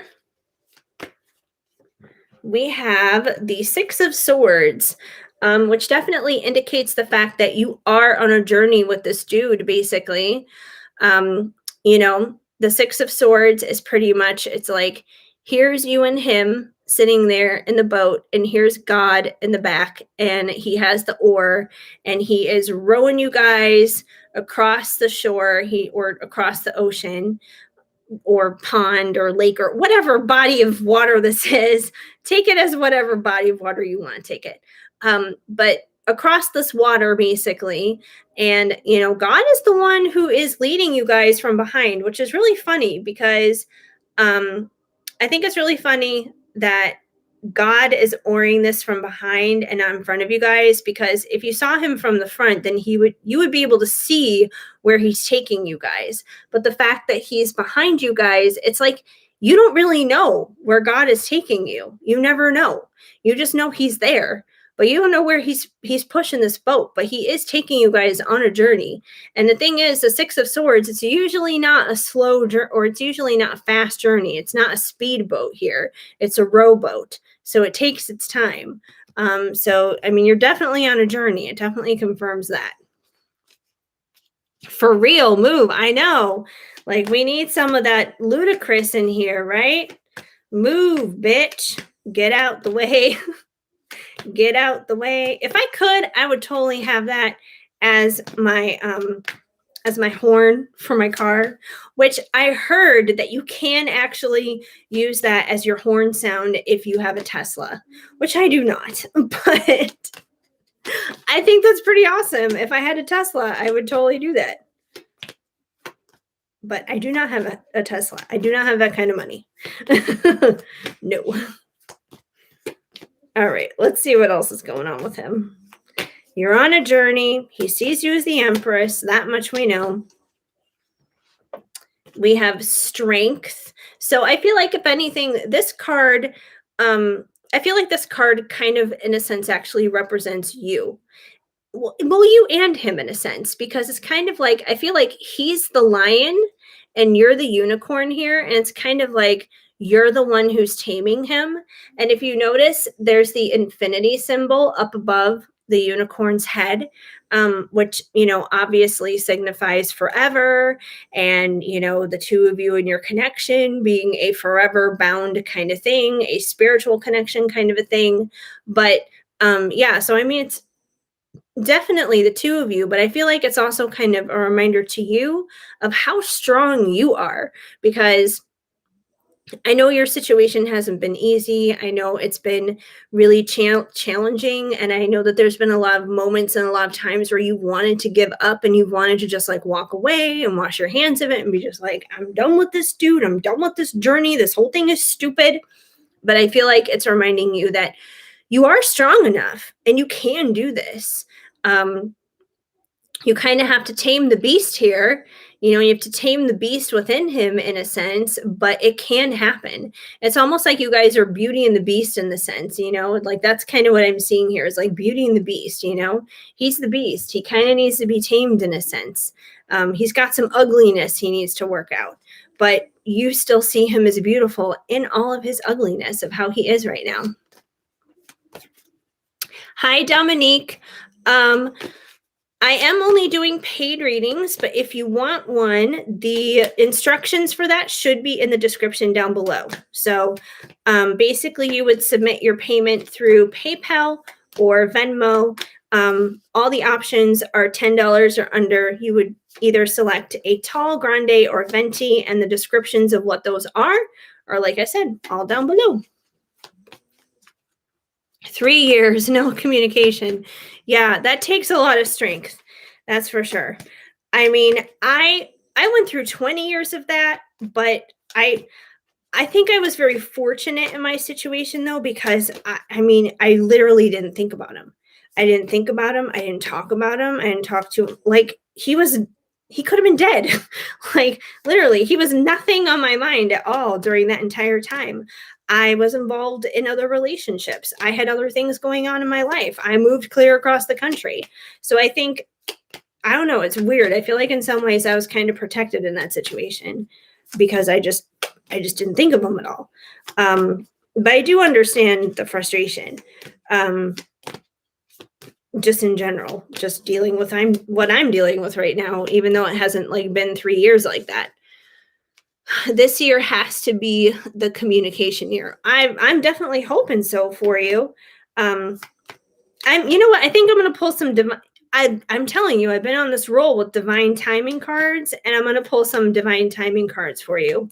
We'll see if we get any wins on that.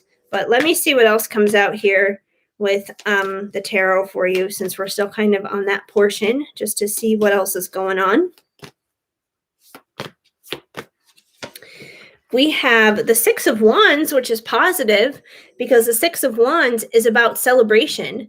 The Six of Wands is basically like a parade. These unicorns, they got their wands, they're holding them up. They're like, rah, rah, sis, boom, bah, yay, hip, hip, hooray, kind of a thing.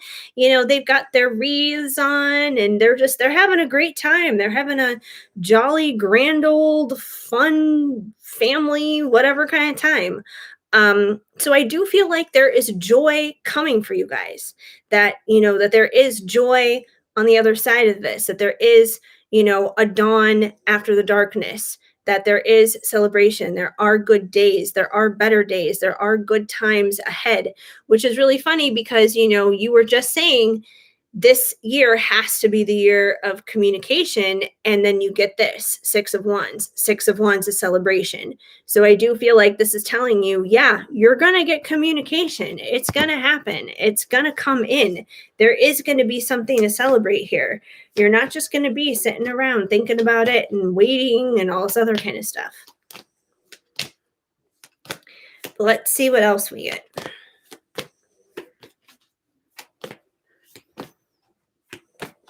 And my dog is totally snoring right now. I can hear him. You guys probably can't hear him, but I can. He is so snoring.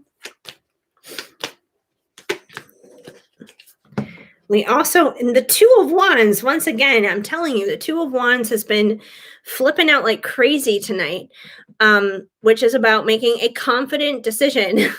So I feel like when you do hear from him, when that communication does come in, he's going to have to make a decision to come forward confidently, that this is not going to come from just some wishy-washy, maybe, I don't know, kind of a thing. Like, it's going to be a confident decision that he's definitely going to come forward and he's definitely going to say something. But like I said, it's going to come from a place of confidence. And usually that's how these masculines are. They're not really going to do anything if they're kind of like, I don't know, maybe not. Like, they need to feel confident. They need to be in their manpower, basically.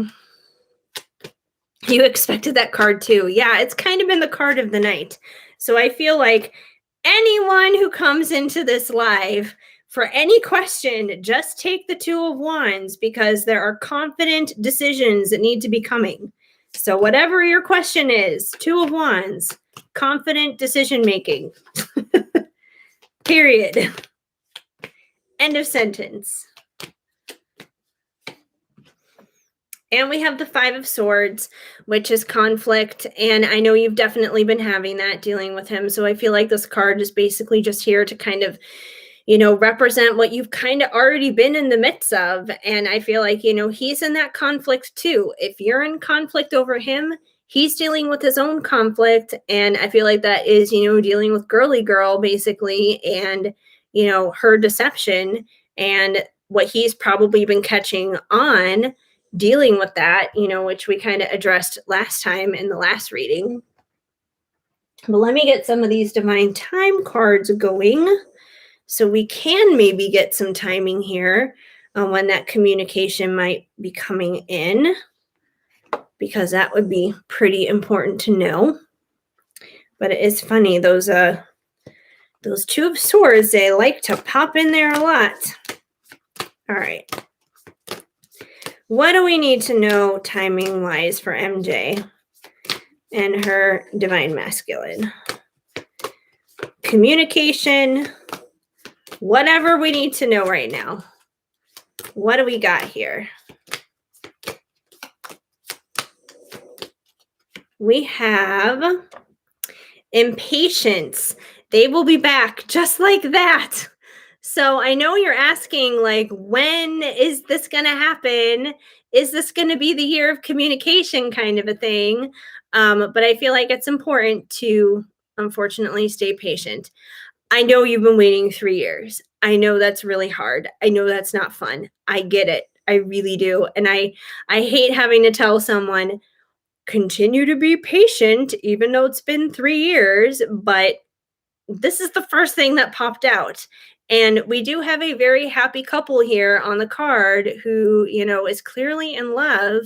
And, it is saying that they will be back. It's not like, it's not like this patience is for nothing. So, it's worth the wait. Look at Ross and Rachel on Friends. It took them 10 years to finally sort out their relationship, the entire damn series. So, nothing that's worth having comes easy or comes quickly. Think of it as food. It's like, do you want a quick fix and just stop at McDonald's? Or do you want a full course meal where you get your appetizer, you get a salad, you get like a nice full-blown entree, you get a dessert, you get the nice bread, you get, all this stuff. Like, think of it that way. And it takes time for all that stuff to come out and to be prepared and to be cooked. So, it's worth waiting for the best of the best. You just paid for a tall, Dominique. Okay, cool. I think there's somebody before you yet, Dominique, but I'm going down the list of people who have paid. So you will be coming up. We also have 222, twin flames, divine partnership, soulmate. So I feel like this card is just here to confirm to you pretty much what you already know. You know that he's your divine counterpart. You know he's your twin flame. You know he's your soulmate. You know that he is your person, basically. So you can't just give up on this. You can't just walk away from, pretty much the person who's like your other half, basically. Um, and I don't usually like refer to other people as like, oh, they're your other half, they complete you, because I do believe we're all our own 100% whole individual person. But he is the person who complements every part of you, basically, and I feel like you know that. And sometimes it's just good to have that reminder, especially when we're in the position where we do have to be patient, where we do have to wait. It can be hard sometimes during that time, because in the waiting we can lose faith, and we can be just like, well, are we sure we're even thinking about this the right way? Maybe I'm just crazy, maybe I'm just nuts. But sometimes we just need that reminder to be just like, no, you're not crazy, this is the real deal. Like, you're not just thinking about this for no reason, that there is a bigger purpose here, that there is a higher purpose in all this, basically. Let's see what else we get. We also have, in divine time, things will align, alignment. So things are not where they need to be just yet, because obviously things need to become aligned. If things were aligned, then you guys would obviously be together. That would already be happening right now. But if it's not there yet, things need to get aligned. I think it's really funny that I'm pulling these cards and we're not getting any actual exact like time frame. We're getting twin flame confirmations. We're getting, confirmations to be patient. We're getting confirmations that, you have to rely on divine time, which of course makes sense, but we haven't actually gotten anything like, oh, fall, spring, summer, winter, or anything like that. So usually when that happens, God is kind of being like, yeah, I'm not going to give you any actual timing. I'm just going to give you encouragement to keep going. So I feel like he does want you to be encouraged. Like, God does want you to be encouraged. He does want you to be strong and to continue to have faith. That's for sure. But I feel like he sees you as one of his strongest warriors, because if you weren't, then he would spoon feed you and he would give you timing, basically. But he's just like, no, MJ's strong. Like, she's tough. Like, she knows her shit. She doesn't need to know timing, because she has faith that is that strong, that is that confident in me. And I feel like you know that. I feel like you know that you are one of his, tough, badass, super strong warriors. I feel like you know that. And you're like, this is one of the bummers of being, so strong and being so mature in my faith, is like, I don't get to be hand-fed stuff anymore. It's like everybody else may get baby food, but I have to like actually chew on the hard stuff. So, but that does mean that you are stronger, and that does mean that you can endure more and you can get further. And that means that, your reward is probably actually closer than other people's, which is a good thing. And we have any day now. Complacency, expect to be wowed. So, I feel like once again, this is basically saying that, this communication, things turning around with him, it could happen, way down the road, sure, but it could also happen tomorrow.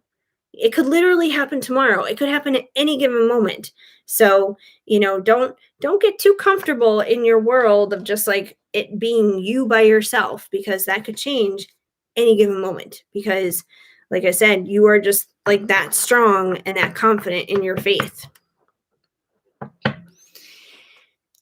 Archangel Metatron is having fun with the timing. He always does this. Yeah, well, I can't control how they do that, but if that's just how they want to show up, that's how they want to show up. But I mean, you know it yourself right there, which means, you are one of like the toughest, most badass warriors that he has. So you've got this. You are strong. You've got this. I feel like the most important thing that you can do right now is probably be a light and be an example to others, because you have been on this journey for so incredibly long. And there are so many other people who are like constantly coming into this journey who are new and don't know what they're doing. And they don't have like the faith and the confidence that you do. And I feel like they I just like, I don't know where this is coming from, but I feel like they just kind of need like kind of like this motherly figure in a sense to kind of guide them and lead them in it, because you're not always going to be in separation. You're eventually going to have your union. And I feel like the time that you're in right now, you can really help those who are just coming into it. And then when you have that union, you're going to have even like a bigger testimony that you're going to be able to give people, because it's the whole thing of you can't have a testimony without a test. And this is your test right now, but I know you're going to pass it. Like, I know you're going to pass it with flying colors. You're going to get through this. So, yeah, hopefully that makes sense. Anyway, let me move the divine time cards out of the way again. Although knowing me, I'm probably going to take them right back out again because they seem to be coming out a lot tonight. It's kind of whatever happens, happens kind of a thing. I'm going to get a little bit more water, and I think there are a couple more people yet on the list. You're very welcome, MJ. I'm glad it was fun. You know, I try to provide the fun too, aside from the readings, you know, make it a fun little community effort kind of thing where everybody can have a good time. Cheers with my little tiny bottle of water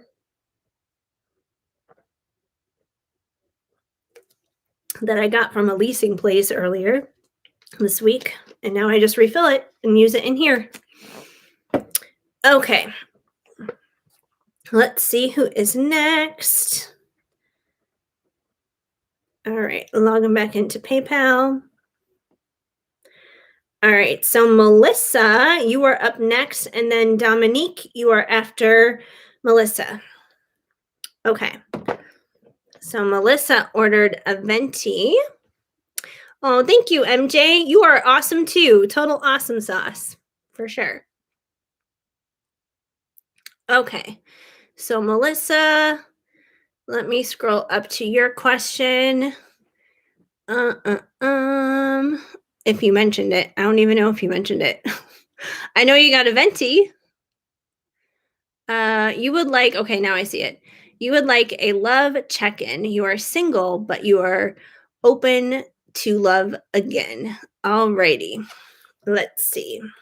Let's see what comes through. Some general love stuff. General love stuff from Melissa. Let's see what we get.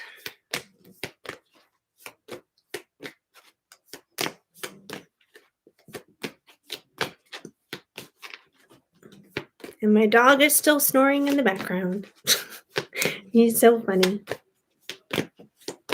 All right, first card out, we have the 10 of Wands.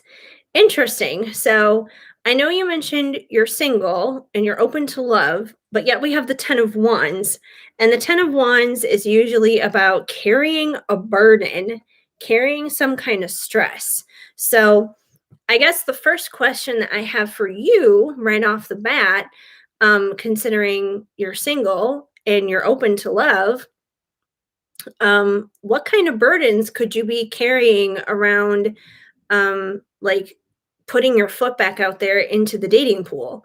Because if you're carrying some kind of burden, like the first thing that kind of pops into my mind is, you know, maybe are there like certain fears or doubts that maybe you have going into that? I mean, I know you said you're open to love, but I feel like it's one thing to say it and it's another thing to like fully embrace it. So that's why I'm asking. I'm just like, is there maybe some kind of like fears or insecurities or doubts or something like that surrounding finding new love again?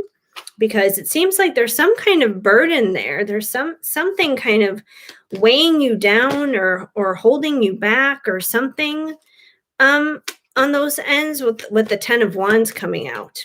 But let's see what else we got here. Or maybe just like the aspect of putting yourself out there maybe kind of feels daunting. I mean, I myself am not the kind of person who goes onto dating apps or anything, just because I find them to be very overwhelming.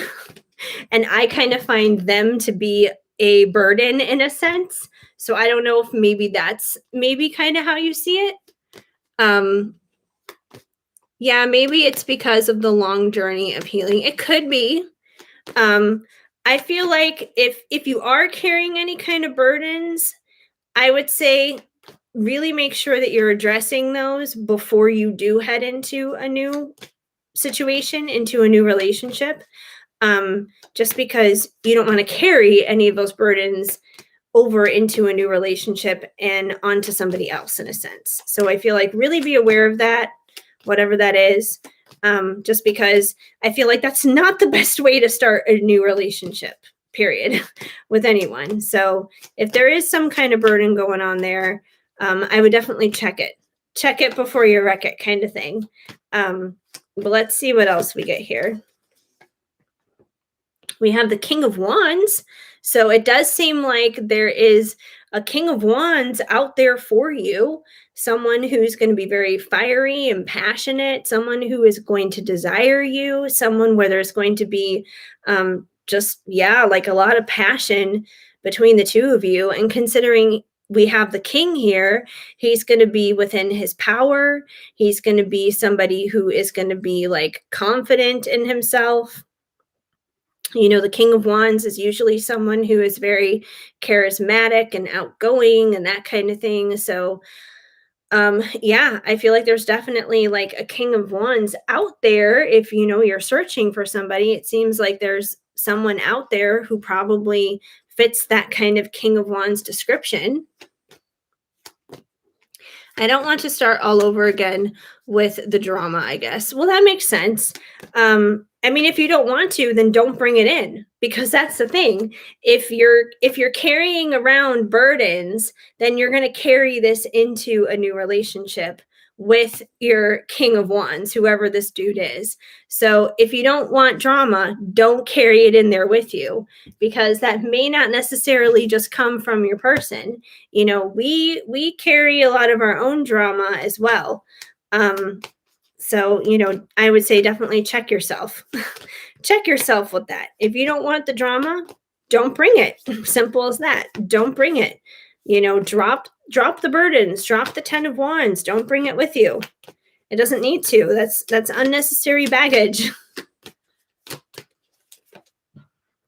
We also have the Six of Swords. So I do feel like whatever this new relationship is, whatever this new connection is, it's going to be a journey.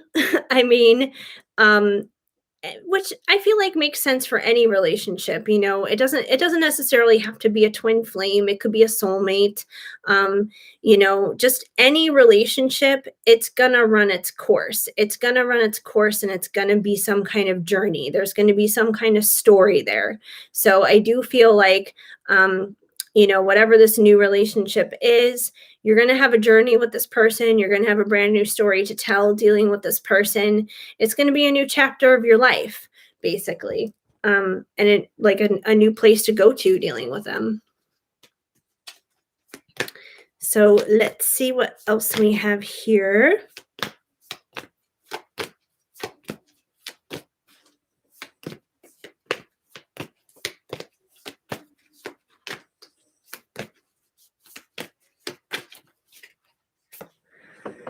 Oh, we have the 10 of Swords. So the 10 of Swords is unfortunately about painful endings. And considering the very first card that came out here was your 10 of Wands, carrying around those burdens, I feel like those burdens are the thing here that needs to come to die.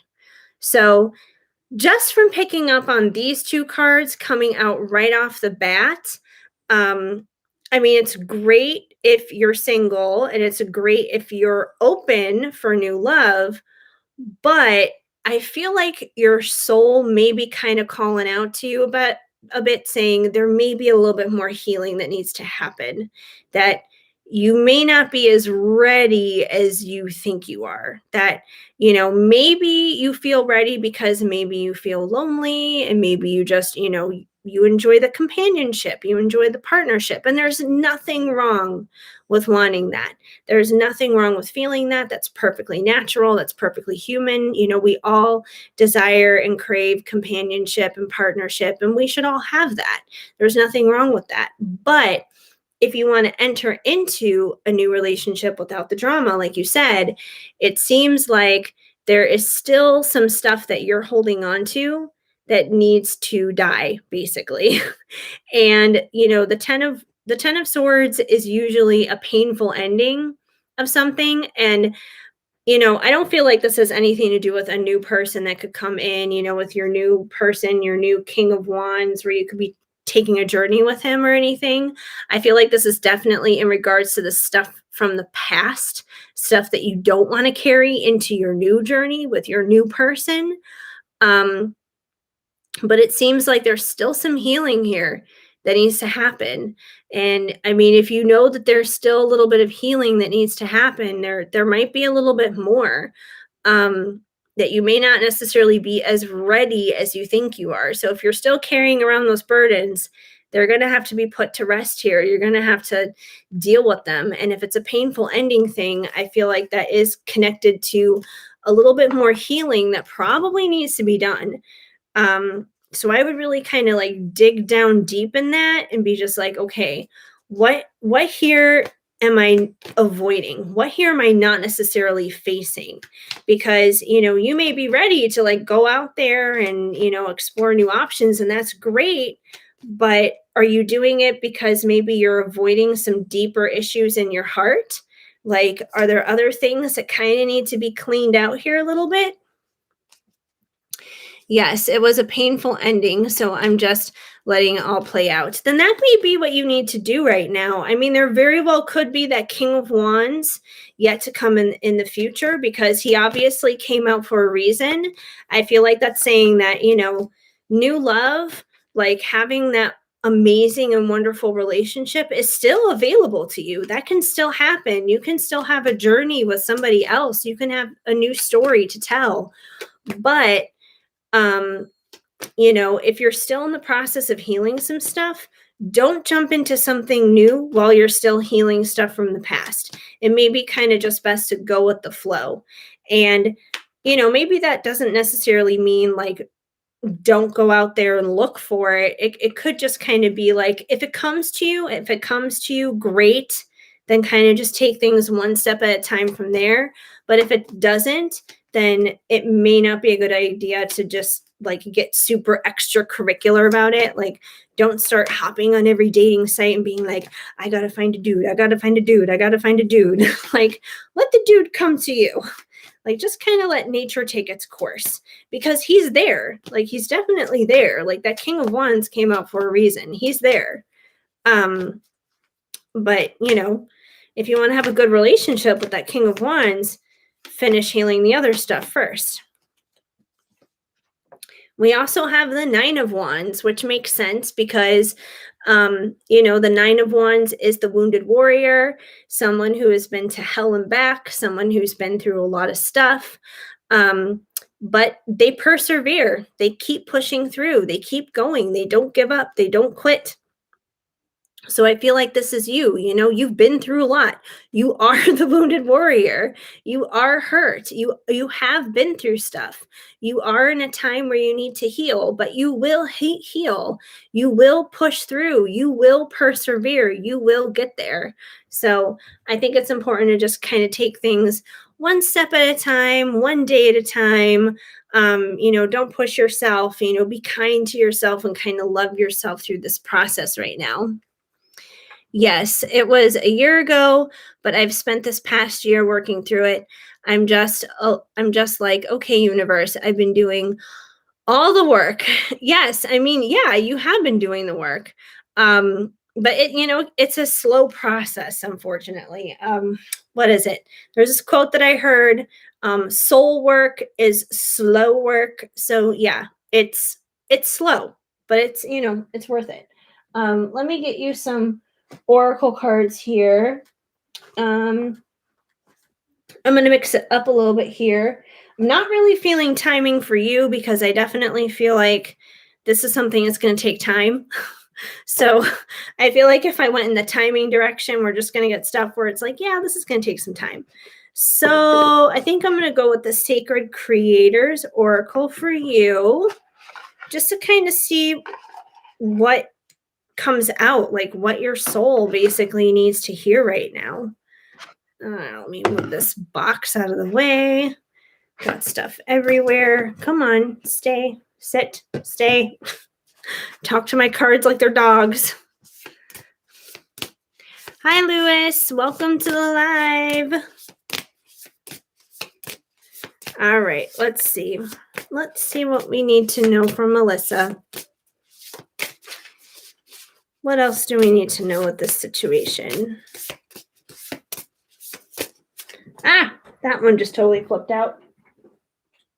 Come here, you. We have raw intention. So I feel like this card is basically just reminding you to check your own intentions when you're going forward in things, especially when it comes to love, especially when it comes to pursuing, a new relationship elsewhere. Make sure your intentions are good. And I'm not saying that they're bad or anything like that right now, but just make sure that your intentions are good and that, you're not just doing it because it's like, oh, it's been a while, I've been alone for a while now. I could, really use being with somebody. Like, don't just use being with somebody, like be with someone because you really want to be with them.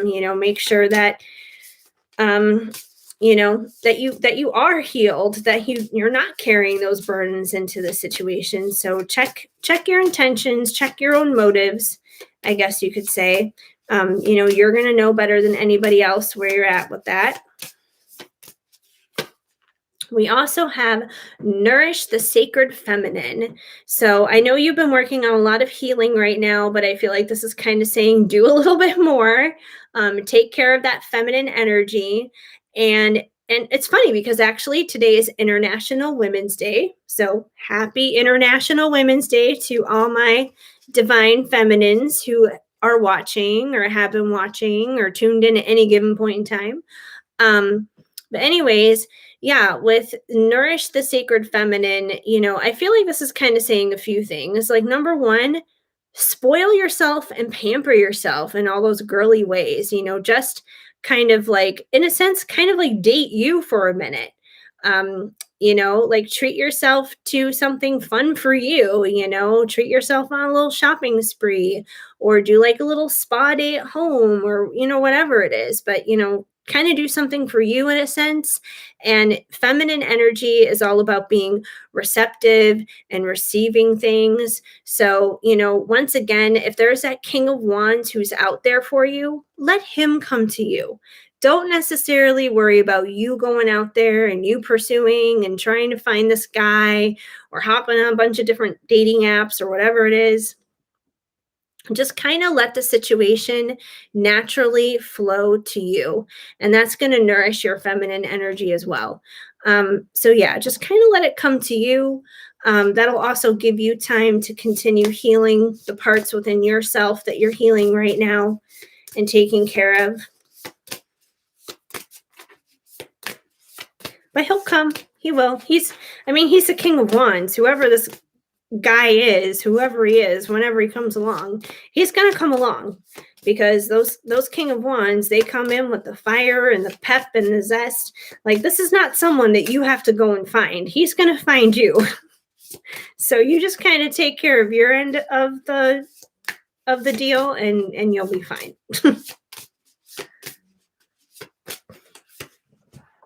We also have make a mission statement for your soul. So once again, I know you've been doing a lot of work on yourself, which is great and which is good, but I feel like, God is kind of asking you to take this one step further, one itsy bitsy teeny weeny step further, and, just kind of like make a mission statement for your soul. Like, even outside of love, even outside of all that, hey, it could include it too, like kind of encompass all of it together. Like, what is your mission statement for you, your own soul look like, with love and everything else, your purpose, why you're here, how you connect with other people, really kind of connect it all together in a sense. Because usually, a lot of the times, like our soul purpose will sometimes be connected to, our love situations in a sense, or our person, you know. Like I never saw myself in a million years sitting here doing readings for people, but I'm doing it now because it's connected to my soul purpose, which is connected to my person.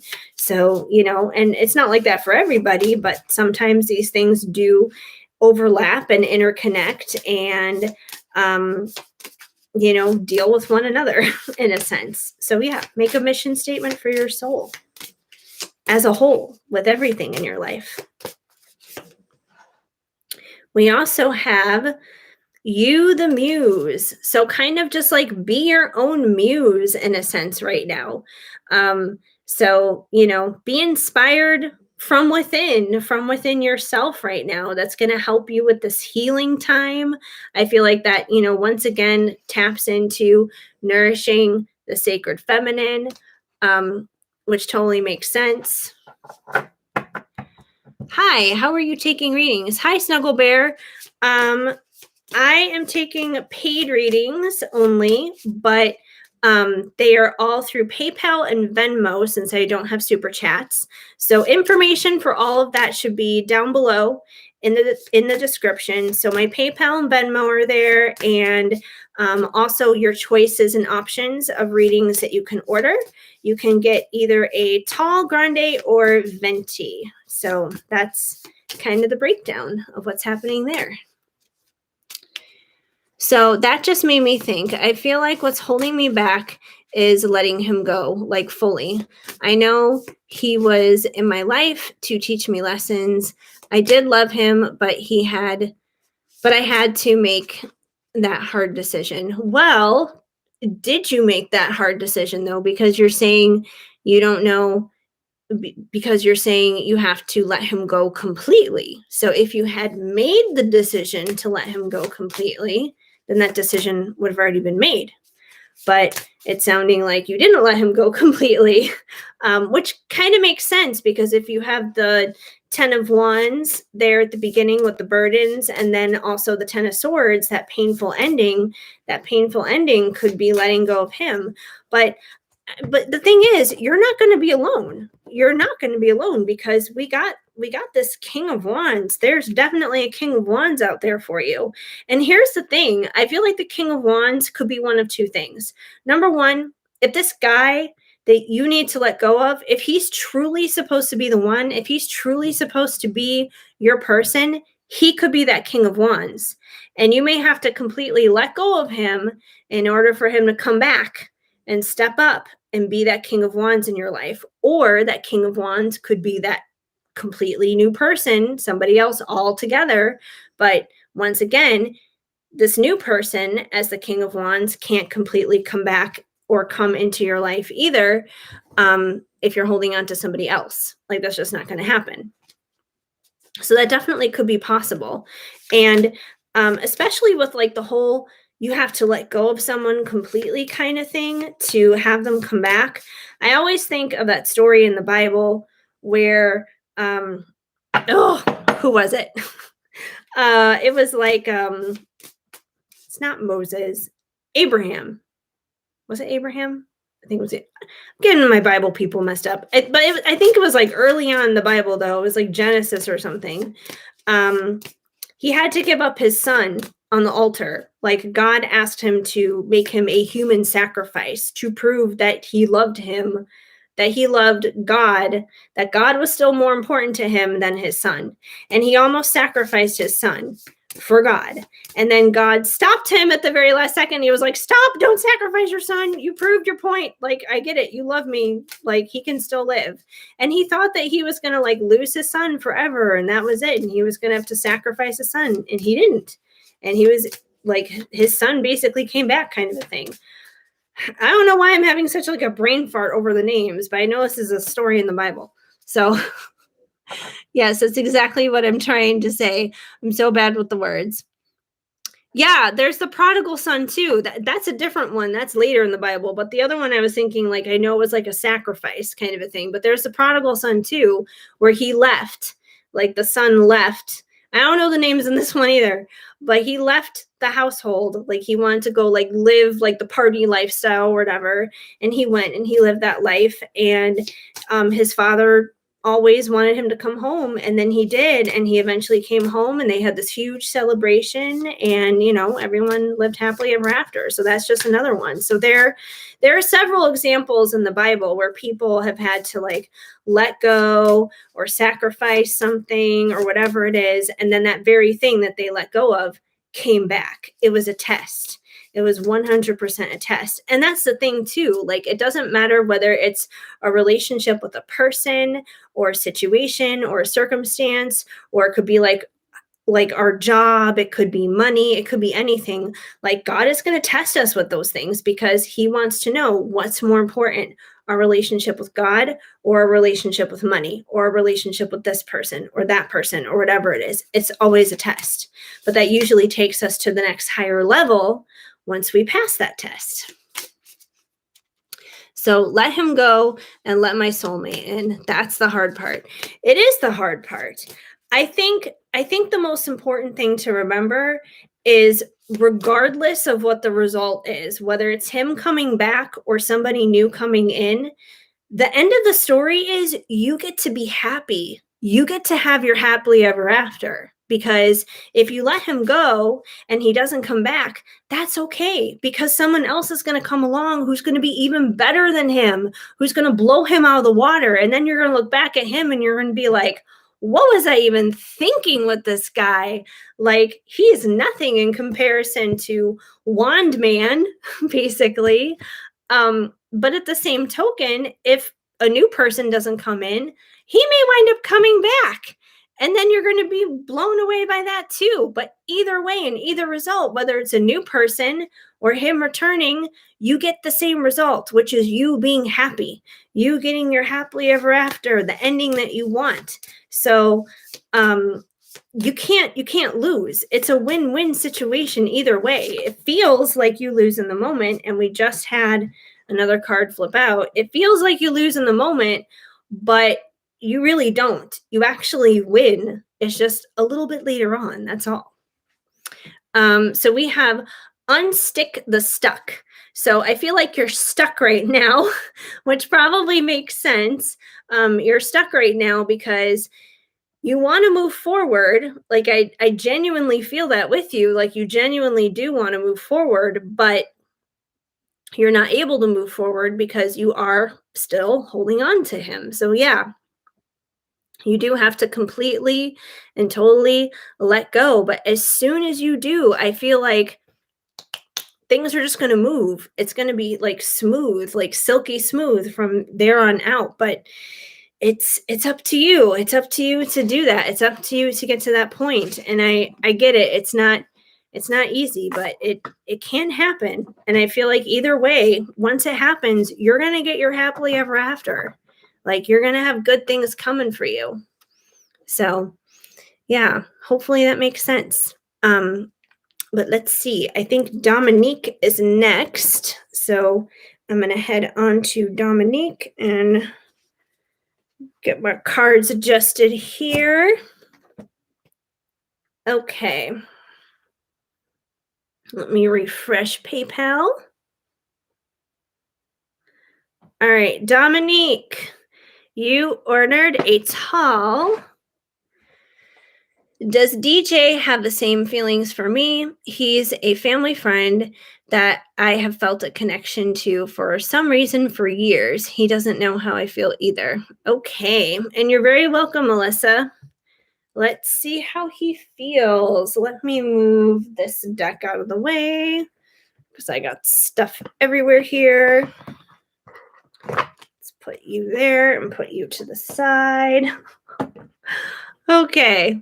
All right. So family friend, and you have felt a connection to for years. All right. Well, okay. I'm just going to pull some Ocean of Emotion because it's right here. And we're going to see how he's feeling. We're going to see how DJ feels towards you. So let's see. How is DJ feeling towards Dominique? Let's see what we get here.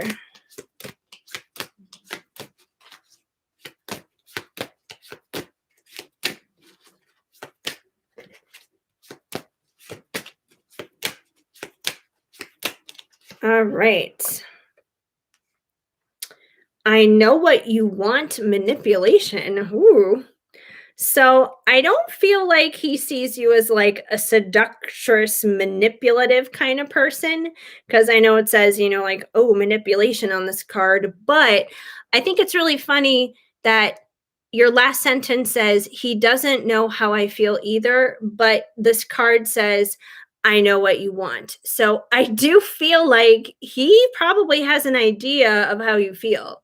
He probably does have an idea of what you want, more so than like the manipulation part. I feel like if anything, he is feeling it. Like there is definitely something there on the same vibe, on the same wavelength. So, you may sit there and tell yourself, oh, he doesn't know, he doesn't know how I feel, because I haven't said anything to him, I haven't alluded anything to him. But you know words are one thing, vibes are another, and he can probably pick up on it. So he can probably feel that you do want him, that there is like that connection there. So I feel like he does recognize that. Let's see what else we got here. Oh Lord. Yeah, I mean, like he may be picking up those crush energy kind of feelings. So he may be feeling that. He may not say anything about it simply because you haven't said anything about it. So he may be like, I'm not going to say anything about this, because if I'm wrong, I don't want to look like a weirdo. I don't want to look like I'm the weird one. So that's probably why he hasn't said anything, because you haven't said anything. It's like there's an elephant sitting there in the middle of the room. But let's see what else he feels. We also have determined. I'll never stop trying to do better.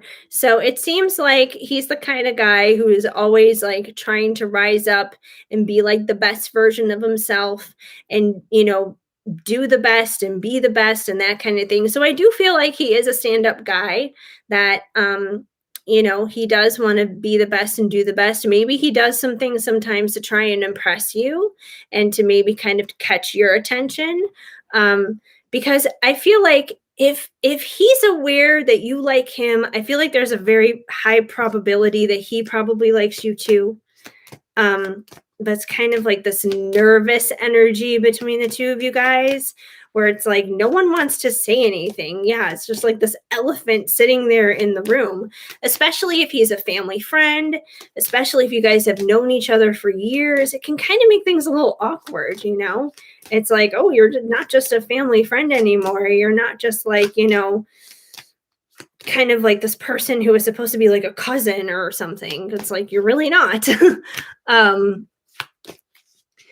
I send subliminal gestures, like sending heart eyes on his picture. That's as far as I'm going.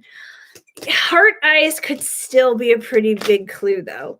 Yeah, I mean, emojis can be very telling. They really can. I mean, I understand, maybe you're not sending him like, the eggplant and the peach or anything, but still, yeah. Let's see what else we get here. We have, I'm just really busy working. So once again, I feel like that's kind of connected to him being determined. I feel like this is a dude who is trying to be the best version of himself, that he's hardworking. So, I don't know if he's the kind of guy who may be a little bit of a workaholic, or someone who just, who works hard, but I feel like he's diligent and he's a hard worker and that kind of thing. So, I feel like, once again, if he's not saying anything about how he feels, I don't feel like it's anything, against you or anything like that. I feel like there's just a part of him that may just kind of like bury himself in work and bury himself in those kinds of priorities. But I do feel like there's this mutual kind of feeling here. I feel like he's kind of like, even in the cards, I kind of feel like he's almost kind of like avoiding this. Like, I don't want to admit how I feel. Like, what? Like, no, I don't want to do that. But yeah, it seems like there may be something going on. Yep. Yep. Spot on. Spot on. I knew it. So we have, I'm afraid of opening up my heart again, open. So I do feel like he's afraid of telling you how he really feels. This is a mutual thing. Like, just like you're afraid to tell him, he's afraid to tell you. And I do feel like it goes back to this whole thing of the fact that you guys have known each other for a really long time, and that you guys are family friends, and that kind of just makes things a little bit awkward. It's like, how do we address this? It's like if you've known someone since you were really little, and now it's like you're all grown up and you're adults, and it's like you're attracted to each other, and it's like, how do you function like this without just like running around and him pulling on your pigtails or something? Like, how do you communicate this as adults, basically? So it makes it a little awkward and confusing. So I feel like you guys are in the same boat, that this is why no one is saying anything. So yeah. All right. We have empathy. I feel your pain more than you know. Empathetic. So whatever it is that you're feeling, he feels it, and vice versa. So once again, if you have feelings towards him, he feels it, he knows it. And I feel like deep down inside that he does care about you, and that he does see you as more than just this longtime family friend. I feel like you guys can, feel it with one another. But once again, there's that elephant. There's that big elephant in the moon. I'm a Cancer and he's a Pisces. We're both stubborn. Yeah. Well, the good thing though is, you guys are both water signs. So, the same signs, or yeah, the same like element signs, are supposed to be compatible with one another. So you do have that going for you. And, it's like, this is really funny. This is just like my own random weird suggestion. But if you do want to talk to him about it, if you do want to address it with him, maybe what you should do is get like an elephant stuffed animal or something. And the next time you see him, just kind of like put the elephant somewhere in the room and just have it sit there like judging you guys and looking at you guys. And it could kind of be like a conversation starter, the elephant. And he could be like, why is this elephant here? Like, where'd that come from? Where's this elephant coming from? And we just like, oh, it's the elephant in the room. And then, it'll kind of like connect the dots. Like, what do you mean? Like, the elephant in the room? Like, what's going on? And then you guys can actually talk about the real elephant in the room. So, maybe kind of get a stuffed animal elephant. Maybe that'll help. So yeah. And weirdly, you can actually thank Jersey Shore for that, because I was literally like catching up on episodes of Jersey Shore Family Vacation, and there was an issue going on between the roommates. And that's what Paulie D did. He ordered a stuffed animal. He ordered a stuffed animal elephant to sit there in the room to make them address the elephant in the room. And I was like, this is perfect. Should totally do that. Just get an elephant in the room, an actual stuffed animal. It'd be a good icebreaker to talk about the situation. So yeah, try going for that. And it's funny and it's cute. And like, imagine if you guys like get married or something down the road, and then that can be like a part of your little story, like a part of your little anecdote as to how it all happened. Be just like, yeah, well, I got this little elephant, and it'd be so cute. It would be so funny. I love that idea. Okay, we also have, please forgive me, sorry. So I feel like there's kind of like this apologetic sense from him. Not that he's done anything wrong, but it's kind of like he's sorry that he hasn't said anything either. So it's almost like you guys will kind of want to apologize to one another about this. Like, I'm sorry I didn't say anything sooner. I'm sorry I've kept this a secret. I'm sorry I didn't say anything. So I feel like there's kind of like that element And you guys have probably each been holding on to this for a while.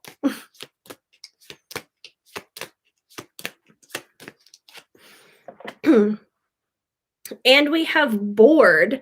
My life is dull and unfulfilling. So I feel like as long as the two of you, in a sense, are kind of just like sitting here not addressing this and not getting it out, it's like you guys are going to just going to be kind of sitting here on this bench, just kind of bored. It's like, where is this really going? Like, what is really happening here? Like, nothing is going to be happening. Everything's just going to be stagnant. So someone's going to have to like step up and say something. Someone's going to have to do something. Because I feel like that bored energy is kind of like on both of your ends. It's just like, well, we can't keep running around in circles and doing the same thing over and over again. Like, that only goes so far. So it's like, where are we going to take this? How are we going to do this kind of a thing? And we have worried. It feels like I'm carrying the weight of the world. So I feel like both of you guys probably have some worries right now about actually letting the cat out of the bag. So understandable, there are fears behind this because you guys have known each other for a long time. He is a family friend. So I feel like both of you have worries and concerns on both sides. Like, what if this doesn't work out? What if they don't feel the same way? What if this gets awkward? What if this gets weird? Well, if feelings are already there, then things are already awkward in a sense. Like, there's kind of no going back once the feelings have already been developed, once the feelings have already happened.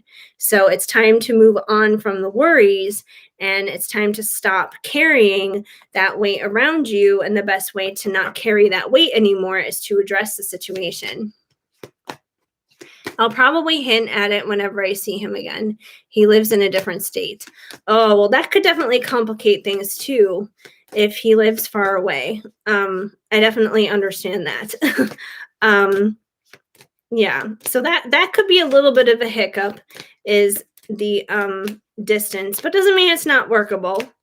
The hints, in a sense, may have to be a little bit louder, I think, if you guys live in different states, because there's not like that, regular interaction with each other, being in the same area. But it doesn't mean that you can't do it. Just make the hints louder. Maybe start sending elephant emojis in conjunction to heart eyes. And we have choices. I don't know which path to take. So I feel like you guys are definitely trying to figure out how to approach this and how to go about it, which makes sense. I feel like you guys are definitely kind of mirroring each other in this. So there are some choices that need to be made, which is understandable. So, start dropping hints louder. Start trying to figure out ways to like actually communicate here what's really going on, not just have it be behind the scenes. And we have, rage. All of this anger I hold back is burning me up from the inside. So I feel like it's important to let this out eventually, because if you don't, I'm not saying that, you or him is going to get angry, that there's going to be anger going on here. But I do feel like it could kind of become like this volcano moment, because if you look at this card, it kind of looks like a volcano. And it's like, if someone doesn't say something soon, it's just going to like burst and it's going to explode everywhere. So, yeah, you don't want that. You don't want someone to just like pop their top and be just like, I love you or whatever. So, yeah, you don't want to pop your top over it. I don't think he wants to pop his top either over it. So I don't think it's going to be anger. Just, yeah, you just don't want to pop your top over the situation. So definitely start letting it out. Start letting it out, so it's not like you guys are like Mount St. Helens here and then it just boom explodes out of nowhere. And we also have Unfaithful. I've been hurt too many times. So this could be another reason why it's been hard for both of you guys to kind of address the situation. Maybe not just because of the fact that you guys have known each other a long time, but just, once again, past pains and past things that either one of you have been through with other relationships in the past. It could make you cautious about moving forward and telling someone in general, like, hey, I like you. Hey, I care about you. It's scary. It's scary to put your heart out there on the line and, be vulnerable and be open simply because there are times in the past where we have been hurt. So I think it's important to try and, not allow past pains to control where you want to go in the future with this. I was kind of angry that I feel this strongly for him because I don't know why I'm feeling this way. I understand. I get that completely. I feel like the best thing to do if you're feeling angry with your own emotions is not to get angry with them, but accept them. Just accept that it is what it is. Like, you no longer see him as, just this family friend that you saw at different family functions or whatever, but now you actually are feeling some type of way and you see him in some other type of position, and that's okay, and there's nothing wrong with that. And I feel like, just don't be angry with yourself. There's no reason to be angry with yourself over it. It is what it is what it comes down to. But instead you're just going to accept it. Accept your emotions, accept how you feel. Like, there's nothing wrong with that. Like, that's okay that you feel that. Don't beat yourself up over it. They're your emotions and you're allowed to feel that way. So, that's okay. So be kind to yourself. Don't beat yourself up over these things. Yep, you're so right. The more I try to fight it, the stronger it gets. So just let it be. Exactly. Exactly. I mean, I've done it too. 2 years ago, I started having dreams about this person that I hadn't seen or talked to in 20 years. And like, old emotions and things started coming back. And I was doing the same thing you did. And I was feeling angry at myself for it. I was like, why am I feeling like this? Why am I dreaming about this person? Why is he coming back? Why? And I was getting so mad at myself. And it only made it worse on me. It didn't actually answer any of those questions. I just made it more difficult on myself. And since then, I had to accept those things, and that was okay. And since then, I've been on a total other journey with that whole situation. But at least, yeah, like, being angry at myself did not help. So don't be angry at yourself. It's okay to accept those emotions, um, for sure. So be kind to yourself. And let's see, let me get one more here for you. And we have faithful. I know we will find our way back to each other in divine time. So I do feel like there is a faithful connection here between you guys, which makes sense because, you've obviously known this person a long time. Um, so there is definitely the potential for something good here to happen. I just feel like you guys need to start getting open and honest with each other here. And, it can be scary to let our guard down. It can be scary to, be vulnerable, especially with someone that we've known a really long time. That can be even scarier than with someone that we've just met. But yeah, it can be really scary, but it can also totally be worth it. Like, this could be the love of your life, basically. So these things happen for a reason. Hi, Sumitra. How to get a reading? Well, let me see. I think I'm actually going to wrap it up here soon. I'm just going to double check to see if there's anybody else after Dominique. Um, but Dominique, I hope that helped you. That's pretty much what I got for you on that note. But I think you're going to be okay. It sounds like a good situation to me, especially, if he's a family friend. and everything. Like, that's a good connection right there. It's not like this is just some like random guy off of a dating app or something. So it sounds like it's a pretty positive situation that definitely has potential. But anyways, Sumitra. So basically, if you want a reading, I have my PayPal and my Venmo links down below in the description, as well as like what kind of reading you can order. You can order a tall, a grande, or a venti, and the description of those are all down below. So you would just basically submit your payment to either PayPal or Venmo, and your question. You can submit your question either through one of those two apps or right here in the chat, and then I would take your question. I'm going to double check both PayPal and Venmo just to see where we're at in terms of payments, because I have been on here for almost 3 hours. And if there are no new payments, I'm probably actually going to wrap it up here in just a little bit because I have been on for a while. So let me just refresh here. And I don't see anything new.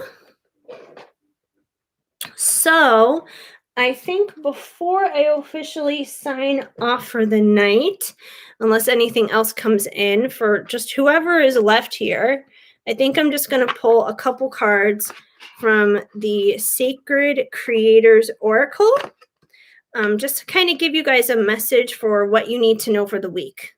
What you guys need to know for the week ahead, what you guys need to know, basically, to just be prepared and help you have the best week ever. And I should be back on Friday at 8 p.m. Central Standard Time here again. I know I wasn't last week, but that was because I've been kind of just like dealing with, we had the Two of Wands come out a lot tonight dealing with like decision-making stuff. And that's kind of been me. I've kind of been in major decision-making land myself lately. So that's why I wasn't here last Friday. But my plan is to be here on Friday because that is the plan as usual. So every Monday, we have one that just jumped out right now. Every Monday and Friday at 8 p.m. Central Standard Time, I am here. And the first card out we have for you guys for this week is You Are Magic. So remember that you are magic as you go into your week ahead. So, basically with you being magic, you have everything that you need in order to make your week rock, basically. With you being magic, that basically means that, you can manifest things and you can make things happen. And, you have like that sparkle, you have that shine, you have that ability in you to just like make the best of it this week, to do what you need to do, to manifest what you need to manifest. So you are magic. You are a blessing. You are a blessing to somebody out there, that's for sure. Let's see what else we got. We also have, what's your honest truth? So maybe this is just a question that you need to ask yourself and kind of wrestle with yourself for this week. What is your honest truth? Especially if maybe you're someone like me who's in the middle of trying to make some big decisions right now and weigh different options. What is your truth? Because if you find out what your truth is, if you ask yourself that, if you really check in with yourself, what that could be, you're probably going to find the answers to what it is that you're looking for, to the different decisions that you need to make. So what is your honest truth? That looks a little bit different for everybody, obviously, but we all have one.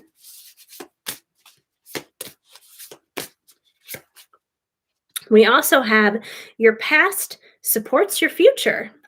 So, our past, our present, our future is all connected.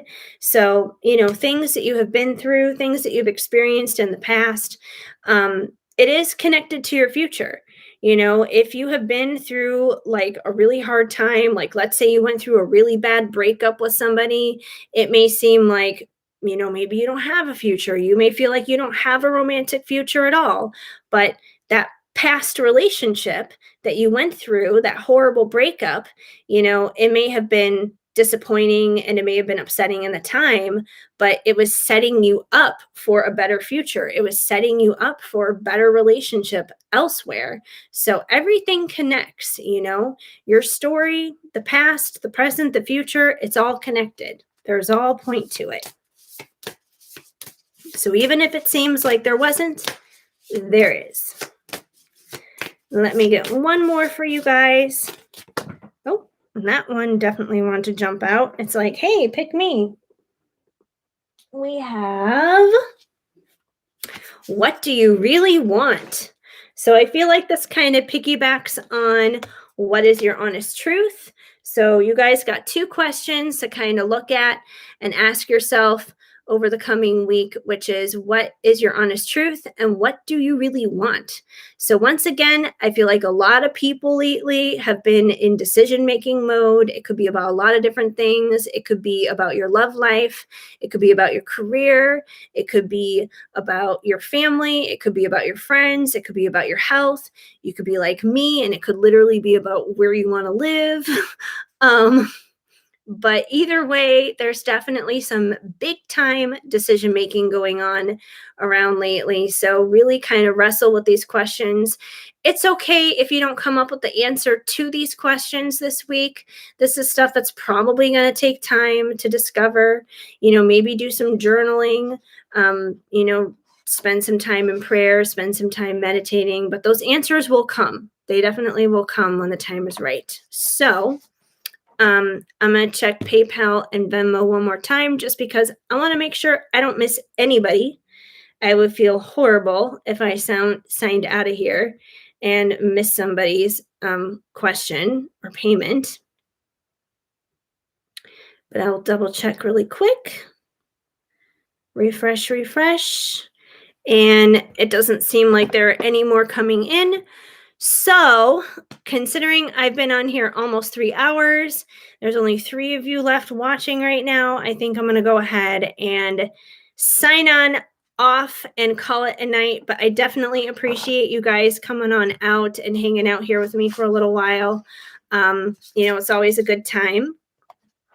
And hopefully I'll get like a pick a card or something up between now and Friday. It's been a little chaotic, so I haven't necessarily gotten around to it lately, but I know I need to. I got ideas lined up of fun little pick a cards to do, so I'll definitely get to that soon. But anyways, I will be back on Friday, 8 p.m. Central Standard Time, here to do some more live reading with you guys, but I definitely appreciate you hanging out. So I hope you guys have an amazing week full of blessings and favor and all kinds of good things, and I can't wait to hear about it all on Friday. So mwah, I love you guys. You guys are awesome. Keep sparkling, and I will see you on Friday.